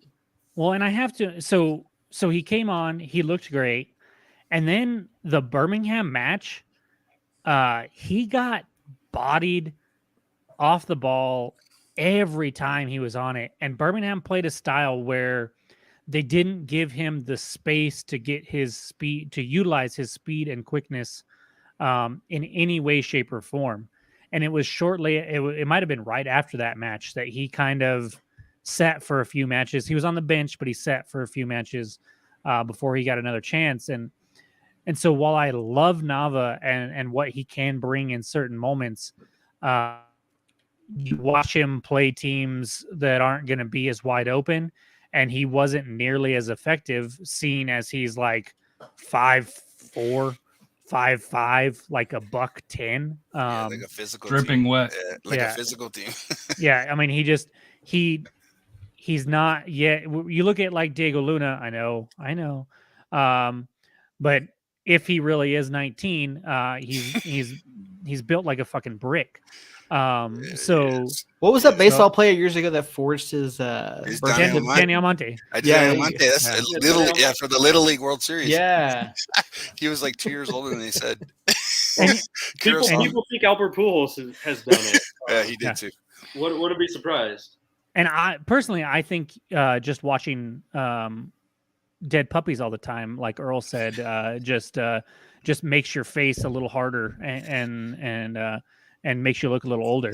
Robert's face right now is priceless. Wait, what? I'm trying to figure out where this is going. I guess you missed those episodes. I missed that part. Your favorite podcast host that's not here tonight says that Diego Luna looks the way he does because he grew up seeing puppies die. God, that is brutal. Yeah, that's kind of morbid. Hey, Diego Luna's my age. That's why. But would you look older if you would just watch dead puppies all the time? I think you would. So Earl might be onto something. I don't know. You might have 30 tattoos by 18. Yeah, I mean, one for every puppy that he watches. Who knows? So you look at people like that. That's horrible. That's horrible. Not good. So you look at like Diego Luna's body build and then compare it to Nava's, and that's why Diego Luna is getting a chance because he still has most of the speed and quickness that Nava does, but he can take a bump and keep on going. He can get around somebody that's trying to put a body on him, and Nava just can't do that. So while there was some non-soccer issues going on and then the injury now, a lot of it is he's just not quite built for every style of play. And that makes I think sense. I think you can say that about a lot of different players too. Speaking of taking bumps, obviously we've spent a lot of time talking about Yuma in the past. We talked about Keith Sweater earlier in the episode. Who's the guy for San Antonio that can take a bump and draw that call? PC. What are you talking about? No, he's the guy that administers that. He's not the guy that takes it. He doesn't take it. Yeah, he's administering it. He doesn't flop like Yuma, but he's close. Pirano's probably the one that's came back that will get contact and fall down. Patino's way better at it. He's chippy. He's gonna look for it. Yeah, you'll see. Yeah. he likes to fight. You have Patino and Sandoval. He really does. He doesn't. Yeah. Patino and Sandoval. That would be. He doesn't back down. That's the problem. To a fault. But no, the one who's going to draw the fouls is going to be, is going to be Pirano. PC Abu will be instigators. The back line, for San Antonio, obviously, because they're big and physical, not afraid to put a body on somebody. But I want to see someone knock our dinner down. Nobody knocks him down. That dude's like a brick house. That dude is, he's built. But that's the thing with SAFC. The forwards, they're tall, they're thick, and it's good luck trying to body them out along those lines. But to me, the key for this match is, and you guys have already hinted at it. It's going to be the midfield. Who can control the midfield? And Wait, don't what? let us score first. Don't let us score What's first. midfield? That's the let us score. It goes down south for everybody. We score Well, first. That puts gets us in ugly. a pickle. That It puts gets us in ugly. a pickle. Because if we score first, we're not feeling it because Yeah. we don't do well scoring first. But then we also don't do well playing from behind. So Well, no, and we saw what It's gonna happens be when San 0-0, Antonio so scores we're all first. going to be very disappointed. Probably. The only time San Antonio's lost this year is when they haven't scored.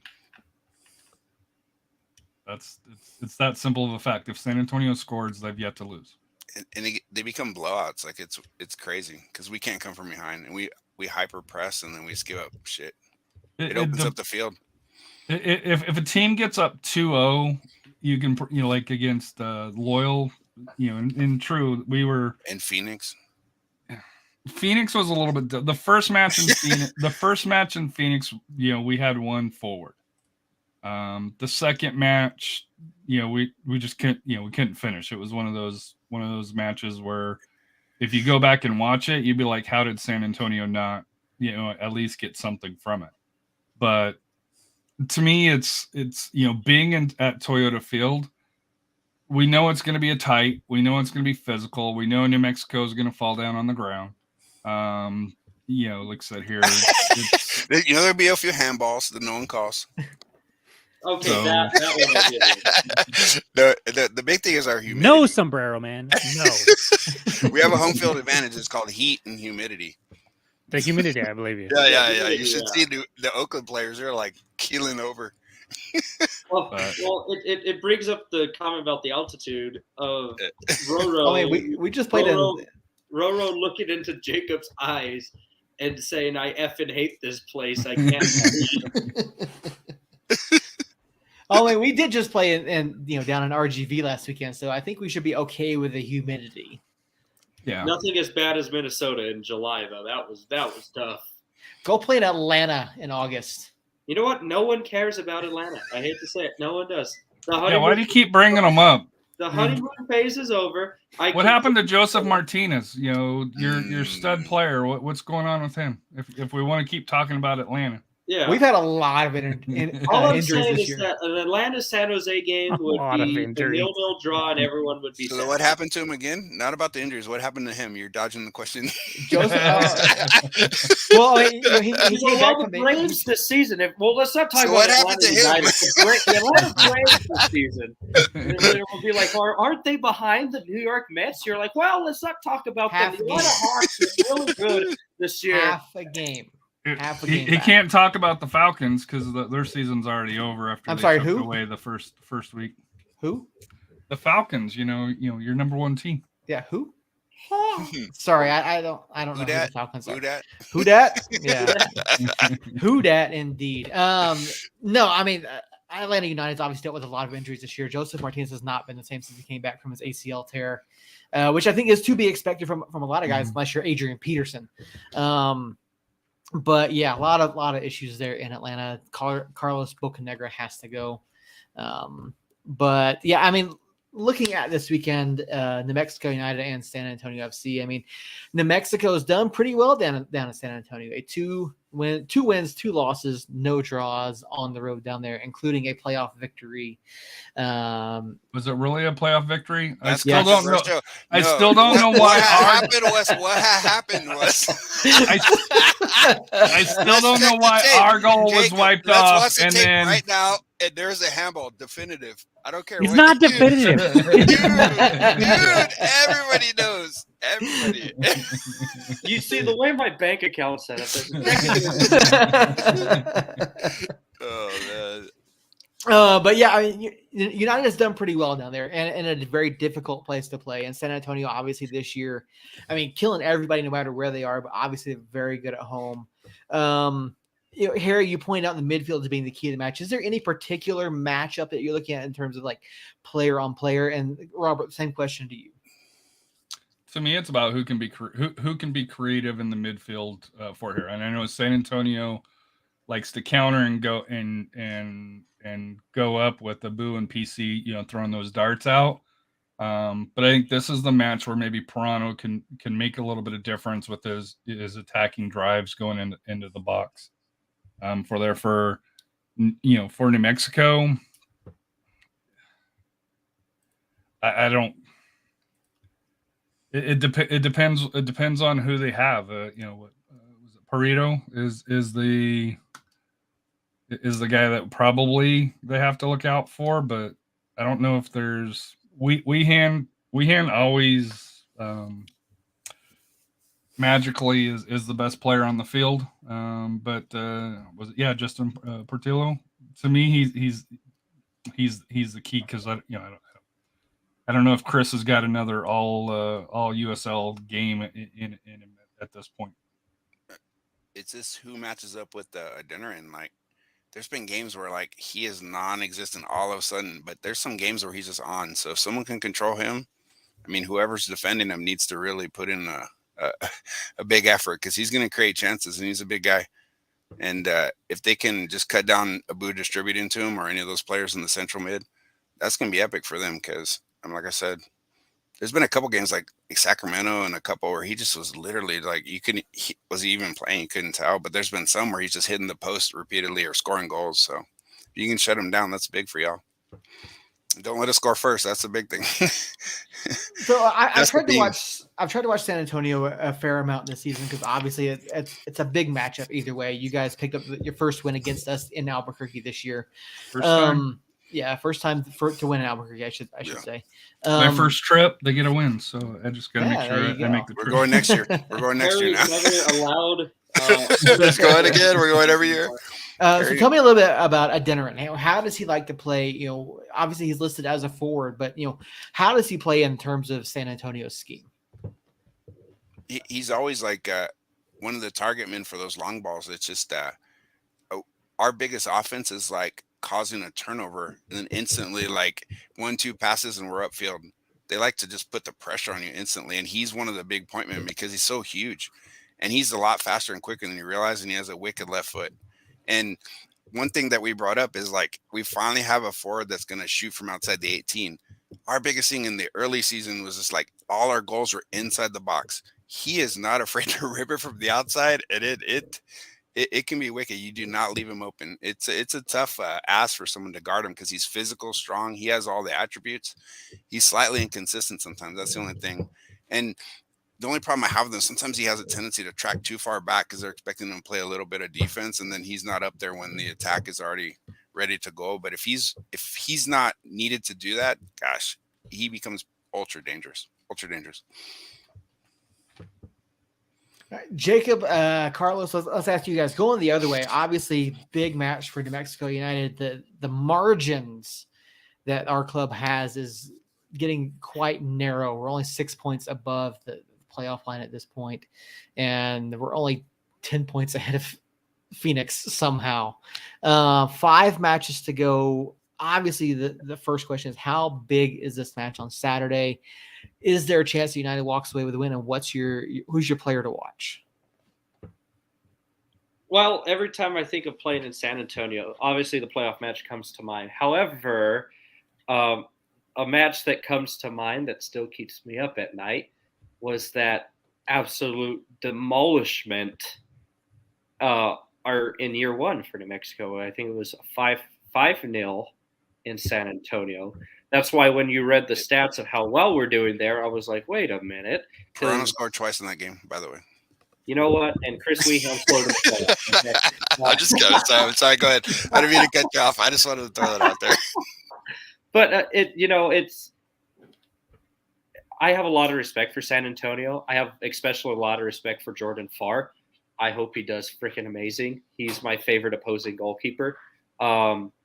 Just for the fact that during that match, he was talking to the fans and just being one of the nicest humans on earth, and even came over to the stands and talked with us after. So it's really hard to root against that guy, but I have to on Saturday. A guy that for San Antonio that always comes up is our dear friend PC, who loves, and I've watched San Antonio quite a bit these past few years. However, it seems like there's a different switch when he plays New Mexico United. in which he takes the game more personal. Why? I don't know, but it just seems that PC takes more advantage. And exactly what you said too about the battle of the midfield. Really, we made the joke that we play a 5-0-5 because there is no midfield at times, and it's frustrating. Do I think we can get away with 3 points? The optimistic fan in me says yes. However, I would be beyond satisfied with 1 point from a club like San Antonio, who, I'm rooting for you guys to get the supporter shield and the 1 seed so that we don't have to see you guys later in the playoffs because of that curse, as Robert brought it up. But a 1 point in San Antonio, I think, is better than what happened in RGV. I think anything can be better than that, hopefully.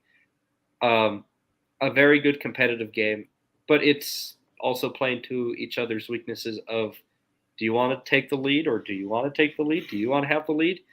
I felt like that happened a lot in Albuquerque too, until that penalty was outside the box, by the way. Admitted by Jordan Farr that it was outside the box. He was just being nice. He was being nice. He's a nice nice guy. He really is. Yeah. But there's going to be a lot of flip-flopping, I feel like. I think a 1-1 draw would be satisfactory for, I think, a lot of United fans, except for maybe one that I can think of that's going to call for Zach Prince's head, no matter what happens. Cole. No, I'm not talking about Cole. I'm talking about a certain LAFC fan who shall not be. Tito. I love you, Tito would too. I yeah. love you, Tito. But, Tito's my boy, but he's dead wrong about Romario and Zach. I have no comment. Yeah. I like my press pass. But yeah, I think a 1-1 draw in San Antonio, given our history down there, given the matchup, given your guys' point in the standings, would be huge right now at this point in the season for United. Gets them a bit closer to that playoff berth, and where we don't have to rely on other teams to help us out, which is beyond frustrating. Seth, I believe part of the question was how big is this game? Was that correct? Okay. I don't think it's that big. I mean, obviously in the big picture it is, but you cannot, as a rational fan, you cannot expect to go into San Antonio and come away with 3 points. So wait. When do we have rational fans? What are you talking about? It's like Raider Nation. There's 2 modes, and it's neither one are good. It's on top of the world or the sky is falling, right? It's we're winning the Super Bowl. Well, if you're a Cowboys fan, your season's already done. So yeah, like 1 speed, full throttle. Yeah. And so, looking at this match, I'm not. Look, if we go in there and get demolished, that's one thing. If we go in there and maybe have a 2 or 3 goal lead and squander it, that's another thing. But if we go in there, we put up a valid effort, we come away, 2-1, 1-0 loss. I'm not going to be too upset about it. If we go in there and get any result, whether it's a draw or a win, I'm on top of the world. To me, looking at the playoffs, yes, we're only 6 points out, but one of the teams right behind us is El Paso, who we have 2 matches in hand on. And we've got, I'm not going to say winnable games, because at this point, who the fuck knows with us. But we do have a lights matchup that doesn't put the same amount of fear as going to San Antonio in me does. We host LA Galaxy, same thing. Not quite the fear level there. We do go to San Diego, and then we finish up with Colorado Springs here. So this one, if we could go and get a point, that does huge wonders for my psyche, and I think the team's psyche going into this final 4 games. But also, if we go in there and lose in a semi-close match, I'm not going to be thinking the season's over. In fact, if you look at the talent that we have, if we can get a couple guys back, as all of us here know, the USL playoffs are a fucking crapshoot when it comes to one and done. Yes. So it wouldn't surprise me at all if we limp into the playoffs, maybe win that last game against Colorado Springs to make it in, and then go on a run. We have the talent that can do that. It's a matter of if we have the mindset that can do that, and that's yet to be seen. But you have teams like RSL that first year that we came into the league, just got hot at the right time and ended up winning it. So it's not impossible. Orange County last year is a prime Yeah. example. Yeah, Orange County County is- one against Oakland. I didn't think could be stopped. Yeah. And but what you mentioned about the Las Vegas Lights match that doesn't strike fear into you, that's how I felt about Rio Grande Valley. Well, But they're a different animal. They're a different animal. Like the Yeah. lights are like way up, way down. Galaxy, way up, way down. You just never know. yeah. And we did RGV's lose actually Galaxy- trying we to did be lose decent. Galaxy. Like, yeah, we did there lose are. the Galaxy match 2-1, or was that? Yeah. I can't remember. In Galaxy, The first one? dirty fuckers all The over. first one that we lost. The whole team. No, it was a draw. It was a draw. It was 2-2. It was a draw. Oh yeah, it Um, was 2-2. I don't know. Everything just feels like a loss lately. Yeah. It's been. But we talked about the RGV match last week, and it while we all predicted wins handily, we did acknowledge the fact that it was a tough place to go play. Whereas the Lights, it's not necessarily a tough place to go play. It's a weird place to go play. And Our we've biggest problem are wacky inflatable tube men and Yeah. llamas spitting at us on the pitch, and The little kiddie children in pools kiddie with the pools. mattresses Yeah. and Conseco Water hitting balloon softballs. fights. Conseco hitting softballs. Yeah, There's a lot of weird stuff going They on don't there. want to sit down. Conseco needle go up your Or butt. they're gonna play at midnight in the midnight Wait, match. are they doing Oh, the money? I talk forgot against about us? that. They have to go to Vegas. We're going to The Vegas. money dropping from the helicopter. Yeah, Las Vegas is just a weird place to watch a soccer match. By the way, little fun fact: the Oakland Athletics actually used to play at that stadium for a few years before they converted into soccer specific. So, Nice. So- Jacob's looking at me like he doesn't care. yeah, I know. I can see it projected on your forehead like breaking news. I don't care. Yeah. And Arsenal.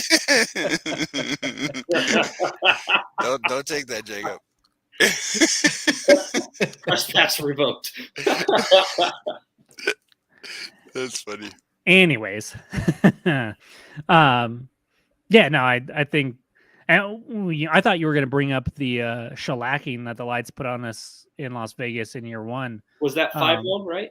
I believe so. Yeah. that was a brutal one. I mean, it's not a guaranteed win by any means, but it's not this match. This match coming up on Saturday, I'm just not sure if anybody should be feeling like we're going to go in there and get 3 points. I'm sure there's some fans out there that will call for a whole new roster and ownership if we do lose it. But Cool. Like I said, a 1-1 draw in San Antonio would be an unbelievable result for New Mexico. I think you got to look at that match, obviously wanting 3 points, because if you go into a match just wanting 1 point, that's really going to shoot yourself. Yeah. But as a fan, I can do that. Oh, of course. A 1-1 draw, I think, is freaking golden right now to San Antonio FC, who is just riding high. Like I said, all kudos to you guys. I really do respect you guys. However, God, I do want to kick your ass. It happens. Yeah. We still- Saturday is definitely going to be interesting. It's going to be a fun match to watch. You guys know that we've closed out our weekly discussions every show with a scoreline prediction. Earl sent his in to Jacob and myself earlier. Earl predicted a minimum 3-0 loss to San Antonio on Saturday evening. Earl is dead to me, by the way, with that prediction. That's harsh though. Like we don't score 3 goals very often. That's not a commonplace for us. Hey, Earl, go fix my car for me. Oh, wait. So let's go around the horn. We'll start with Jacob. We'll go with Robert, and we'll go around from there. Guys, I want to get your scoreline predictions for Saturday evening. 2-1. Which way? 2-1. No, look. I just gave a huge long spiel about not going in there expecting to win, but I'll be damned if I'm going to predict San Antonio to win. So 2-1 us. All right, Robert, let's throw it over to you. Yeah, that you stole my 2-1, but I'm gonna go in a different direction. and the winning goal is going to be like a handball by Ardinarin, Patini, or one of those guys is going to pay you back. We're going to get a handball, and we're going to pretend like it didn't happen like Jacob does. It wasn't a handball. We're going to say there's no definitive angle. His hat was going forward. I've already like memorized all the lines, all the taglines. Robert. Okay, I gotta ask, will it be? Okay?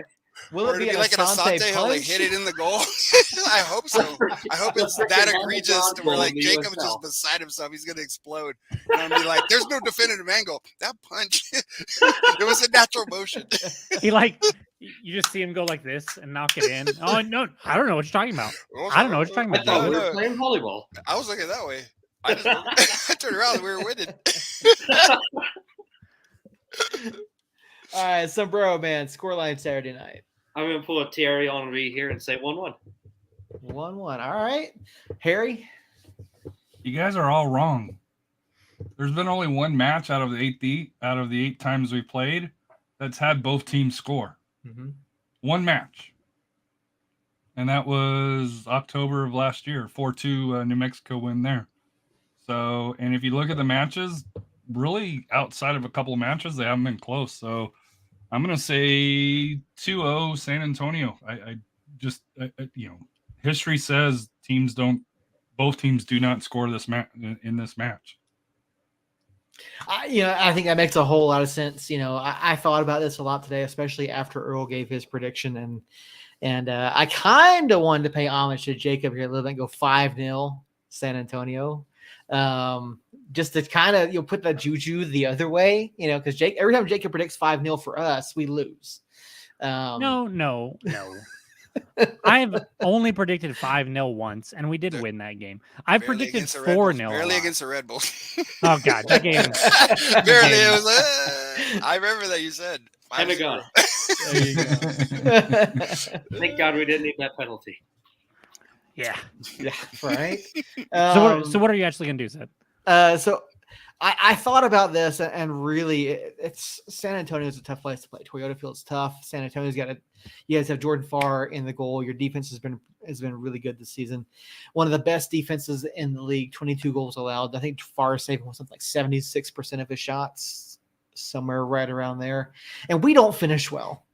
We haven't all season, especially outside of the Phoenix Rising match. 2-0 San Antonio.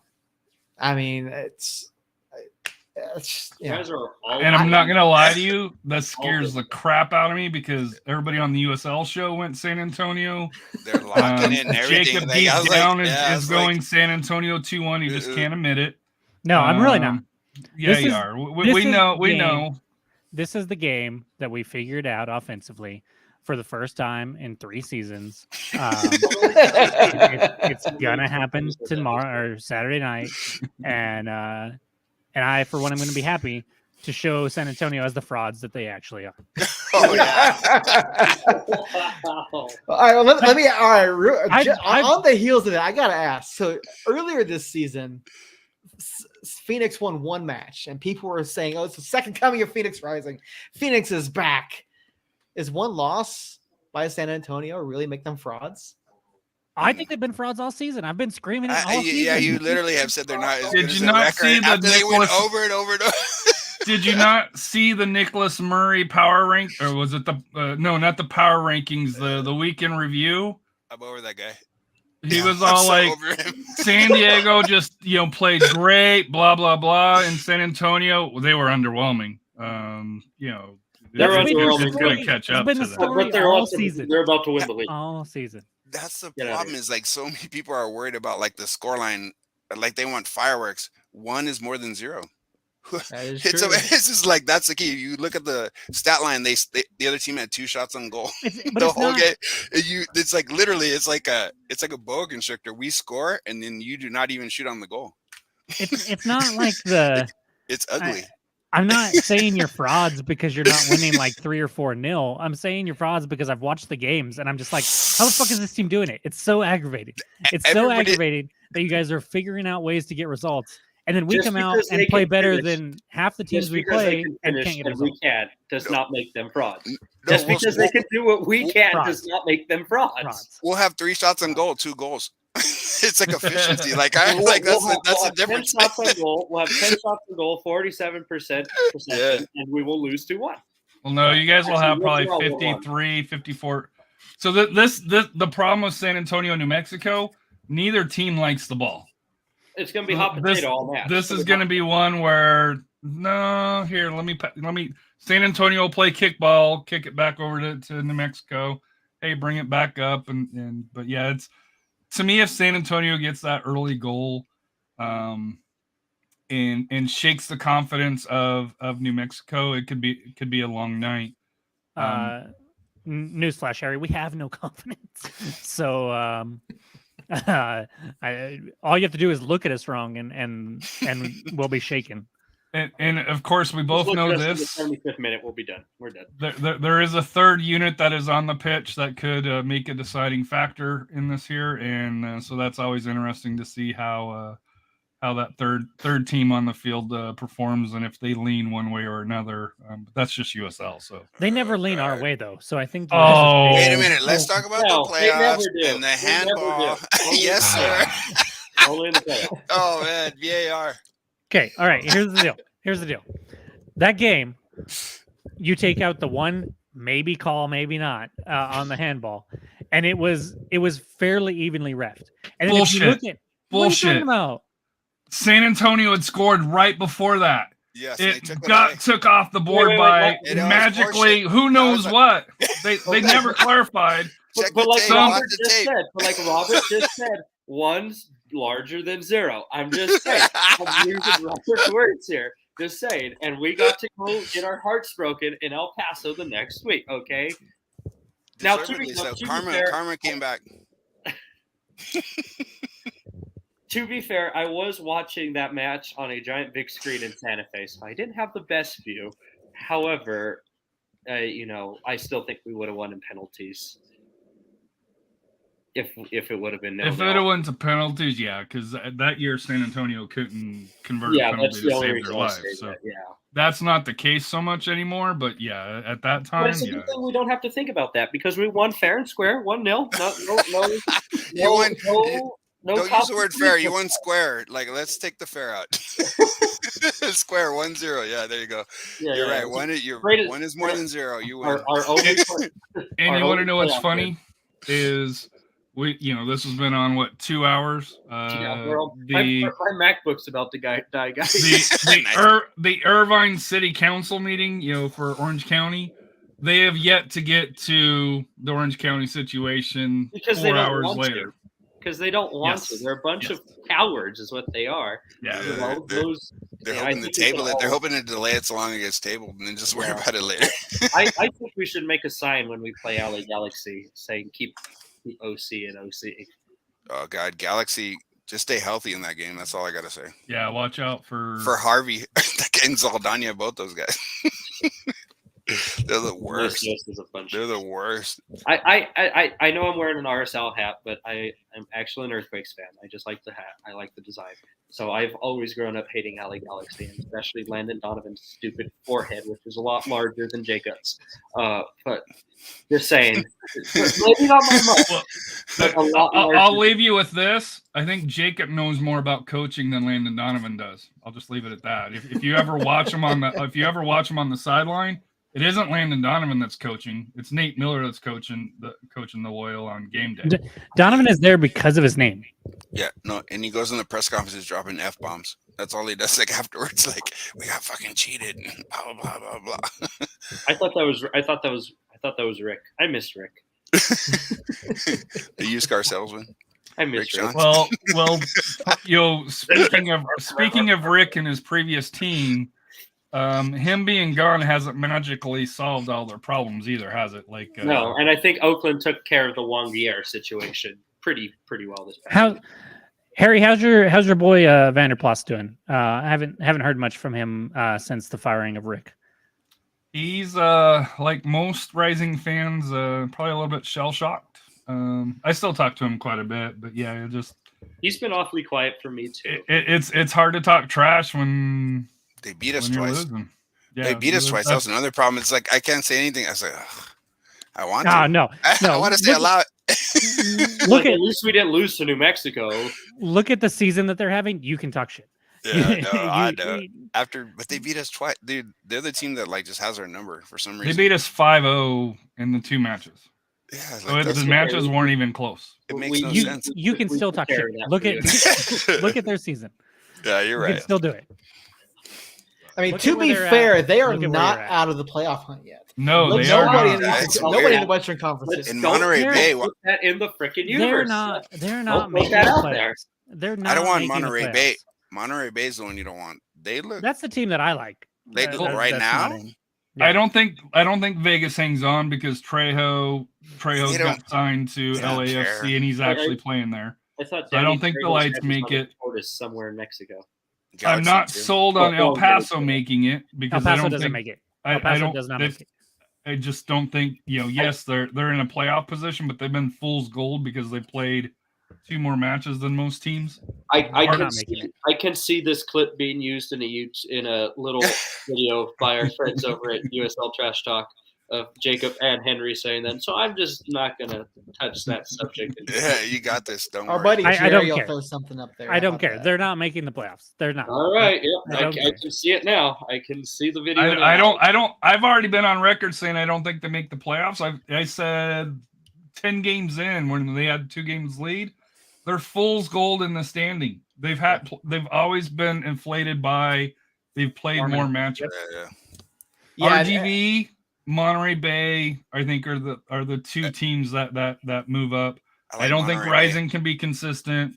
Oakland, Orange maybe. County, and I think hate to say Oakland- this, they feel a little bit Fresno-ish to me, where they got the bad news and they just never fired off this year, and it would not shock me, because I don't think they're playing at Championship Park next year.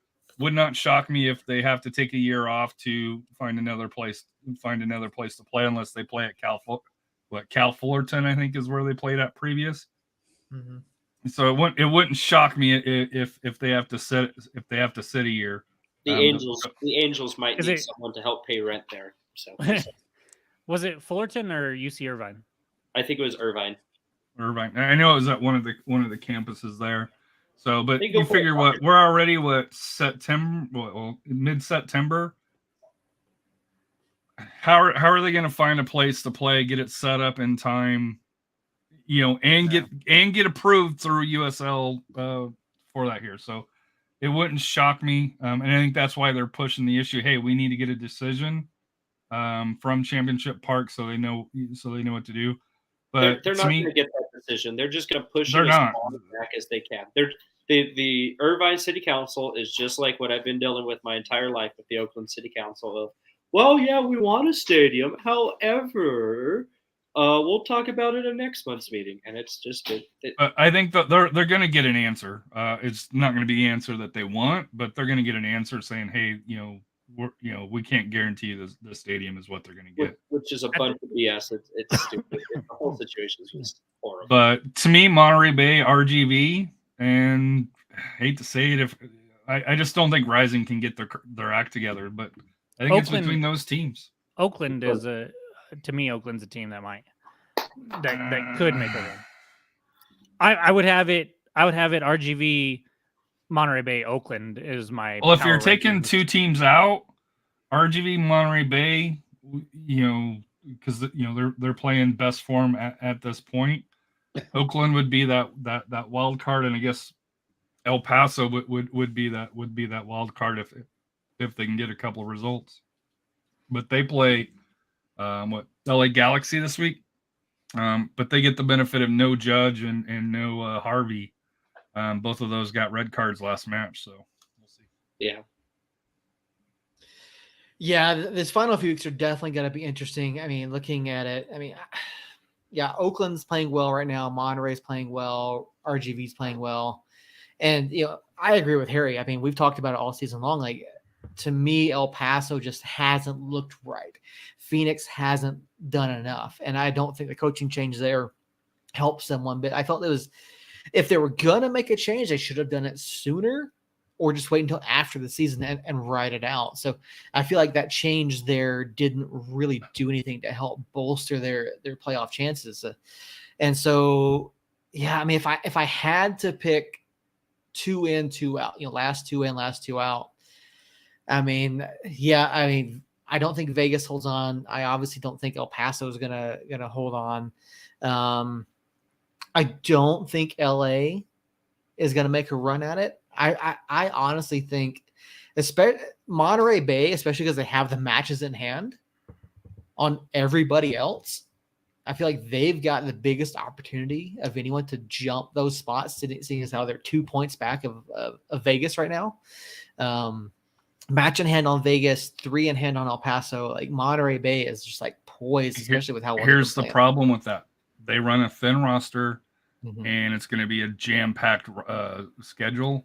Do they have the depth enough to keep up with that? We saw that at the beginning of the year, when they were all on the road, and I think we beat them 6-0 in their last road match. So to me, that's my concern about Monterey Bay is do they have the depth to be able to hang on? Well, the thing about Monterey Bay, they only have one midweek match between now and the end of the season, which is at home against Rising. So even though they have the most number of matches left to play, like it's not really like compact like it was early on. Like they've got a week between everything except for that one midweek. Yeah. And I feel like the majority of their games are at home. Yeah, to finish this out. So I think it's Monterey Bay and 6 Vegas. and 6. Basically. There's 12 games. I'm sorry, 3 and 4. 3 at home, 4 on the Oh. road. Sorry, I apologize. I was like, holy fuck! How did that happen? And they got San Guido too. I'm gonna cut off. Let's go. I got class at 9, so I got to head out, guys. All right, Carlos. Thank you for being here, buddy. We appreciate it. Of course. Later, Robert. Later, Harry. Good luck this weekend. Yes. And Somos Unidos. I'd like to wish you good luck, but we know that's not true. Yeah, may the best handball win. Yeah. Later, guys. See you, Carlos. So it's just, these last 5 weeks are going to be real interesting to see what happens. Particularly, again, no one in the West is mathematically limited yet. I mean, obviously, there are some clubs that we feel aren't going to make it. Some clubs we feel are safe. I mean, so obviously San Antonio is more than likely going to clinch that number 1 spot here in the next week or two. Is there anyone else that can make a move potentially, up or down a spot or two to grab home field advantage for at least one match? I think it's going to finish San Antonio, San Diego, Sacramento, Colorado Springs, us, Monterey Bay, Vegas. Top three are settled. San Antonio, I actually think Switchbacks get the 2nd spot. Loyal finished 3rd. I think Sacramento's got a 4-point gap, 5, and a game in hand over New Mexico, and they're only 4 points 5 points behind Colorado Springs. So I think they could go up, but I don't think that they pass Colorado Springs. I think it's just got too much talent. Plus they play El Paso, I want to say, as well. So, and I think they play you guys as well. So Loyal's remaining schedule. They have Phoenix, Las Vegas, Orange County, Loyal, New Mexico, and Sacramento. In Colorado's remaining schedule, they have RGV, San Antonio, Oakland, El Paso. And that RGV San Antonio is a Saturday, Tuesday match. Yes. Yeah. Because that San Antonio match is a makeup from COVID that got canceled out. So that's why San Antonio is playing New Mexico Saturday, Colorado Springs at home on Tuesday, and then they get Sacramento on the following Saturday. Sacramento scares me more than anyone. That team, I don't know. They're just solid, top to bottom. Like that team makes me nervous, like long term. Like I'm not scared of Colorado. It's like there's certain teams I'm not afraid of, like San Diego, not afraid of them. Sacramento, I don't know why. Because if you guys are most likely 4th or 5th, right? I don't think you guys see yourself moving up top 3. No, I don't see it. Yeah, we're 5. I don't think we get a home game.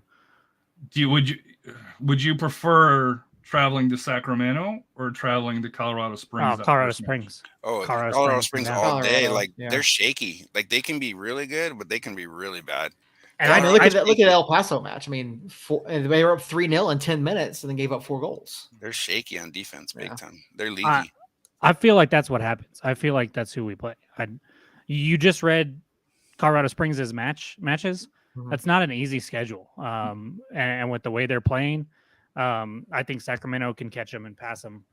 unless we haven't seen Sacramento play since the Open Cup Championship. They played Loudoun United and won 4-0. Oh, did they? Yeah, they did. Yeah. Okay, never mind. I was gonna say maybe they had a hiccup there, but never mind. But it is Loudoun, so let's see them face an actual team, and then we'll see if they are still on top of their game like they have been. But no, I think Sacramento passes Colorado Springs, and then the top two stay the same. Yeah, I don't see us moving up, maybe to 4th, but any higher than that, just no.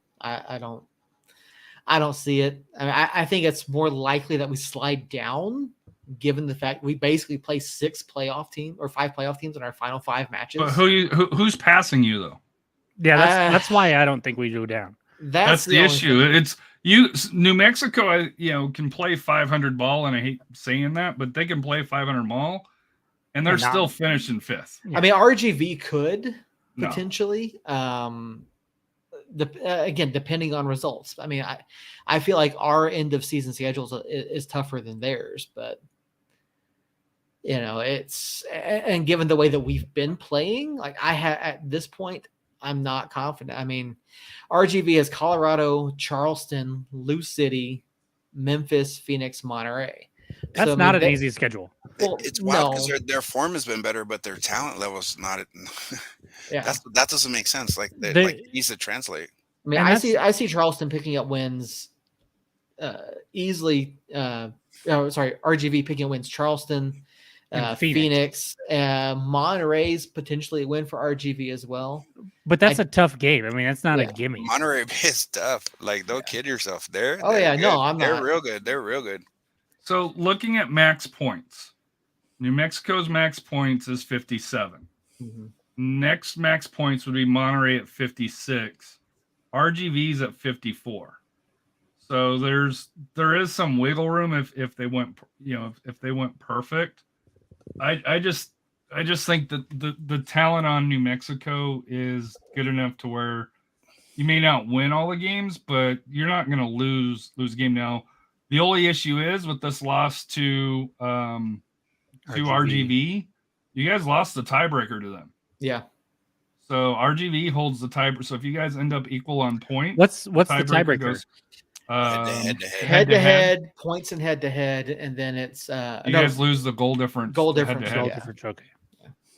So that's where if you've got some time, you probably want to go through and look at New Mexico's schedule to see, do you hold tiebreakers on or not?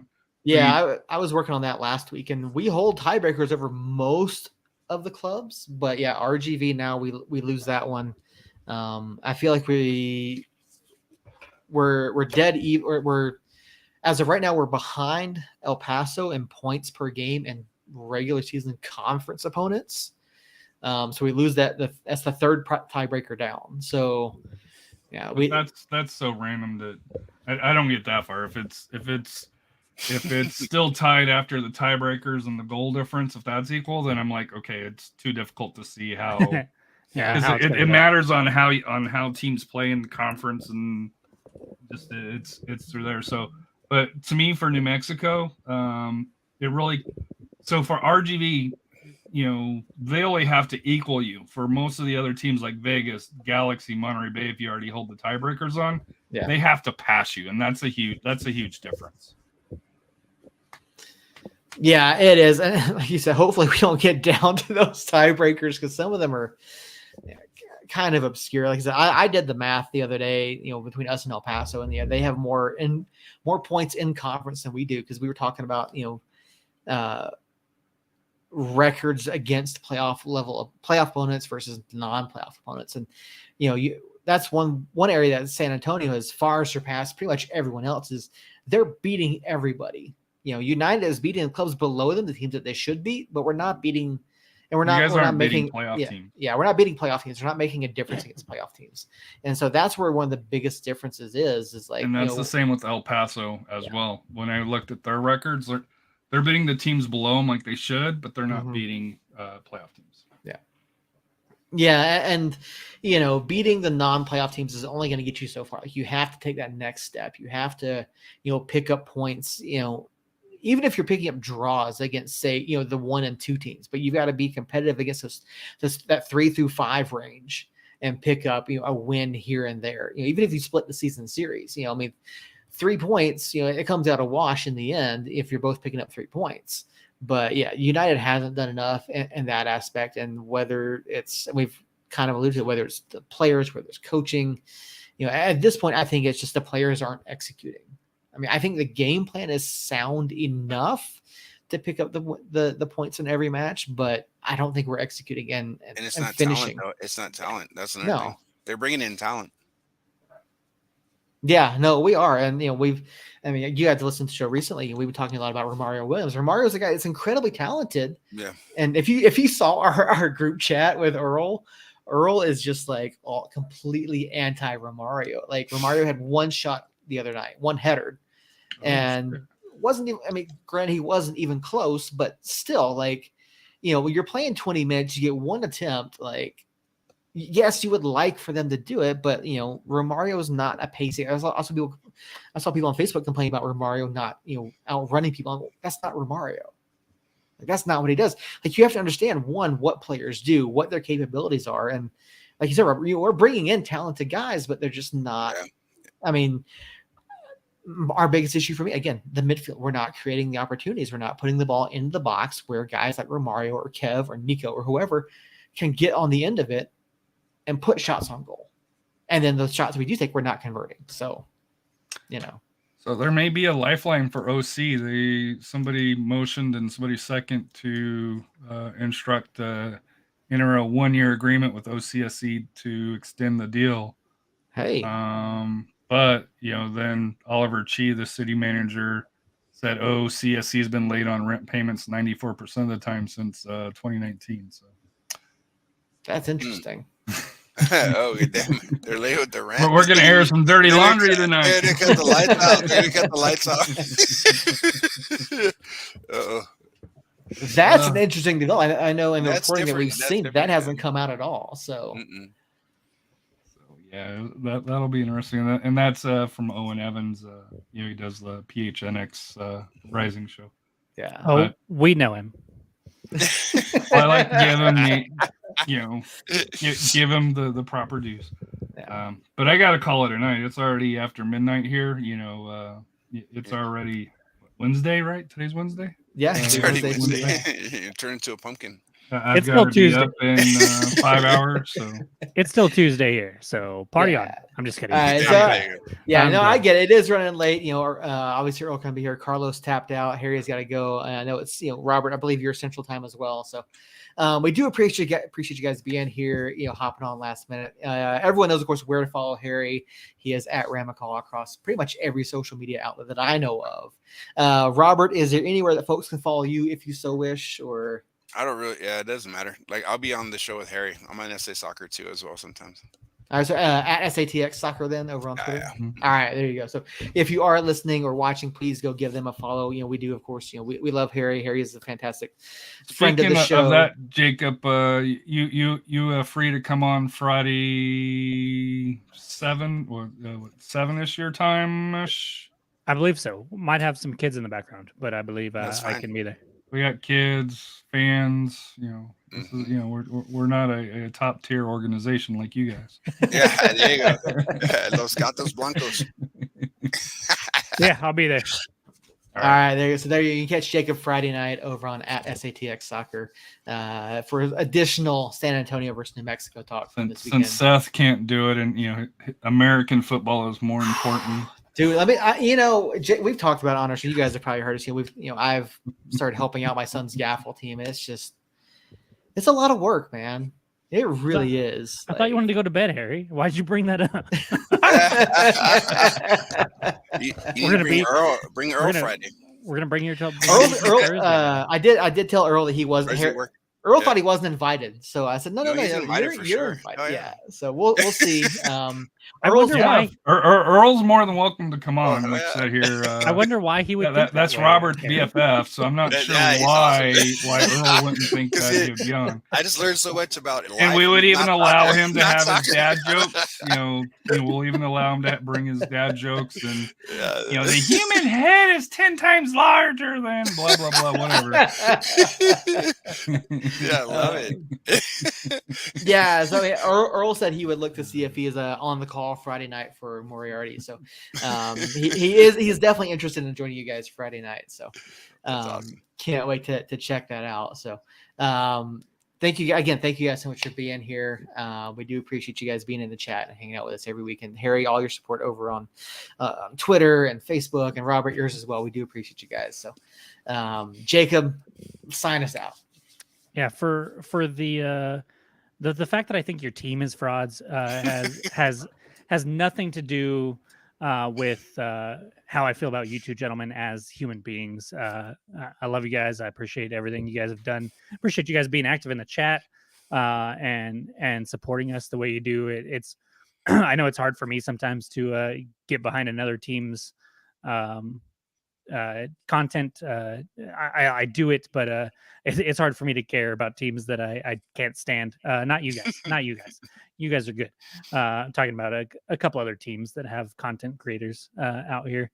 But no, we appreciate it, and I like the impromptu 5-person podcast there that we had tonight. Well, it took 5 people to make up for Earl, and I still don't know if we made up for Earl. Well, nobody had any obnoxious dad jokes or interruptions. We did get the forehead jokes in. We did. We did. Did get that covered. I don't know if you've noticed, but Earl has stopped making those because David Carl, our media director, said if he made them, he would take Earl back off of the media or the match notes list. So Earl has been good about not making them, but then we always have Sombrero Man in the chat popping off, which is always nice. But no, I had a blast. It is late though. So to those watching that aren't on the podcast, because I feel like everybody that normally watches was just on the podcast tonight.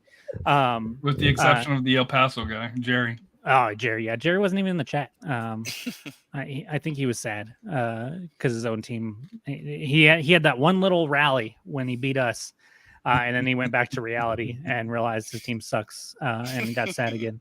So, but next Tuesday, hopefully we'll be talking about 3 New Mexico United points. And if we do, you guys are more than welcome to come back. If you guys win, you guys can be over in the chat. Well, I'll be back. Just give us 2 hours, you'll be fine. Yeah, exactly. But so next Tuesday, guys, come on back, join the chat, get with us about what we saw. Hopefully, it's at least not demoralizing like RGV was. And let's gear up for this playoff push. I know I'm excited for it, even though we haven't been playing our best soccer. I still think there's a chance we can make a run here. We just got to get some guys healthy and get to clicking again. And who knows? Soccer is a crazy sport, as everybody here for sure knows. So until next week, guys, somos niños. Yeah. Be safe.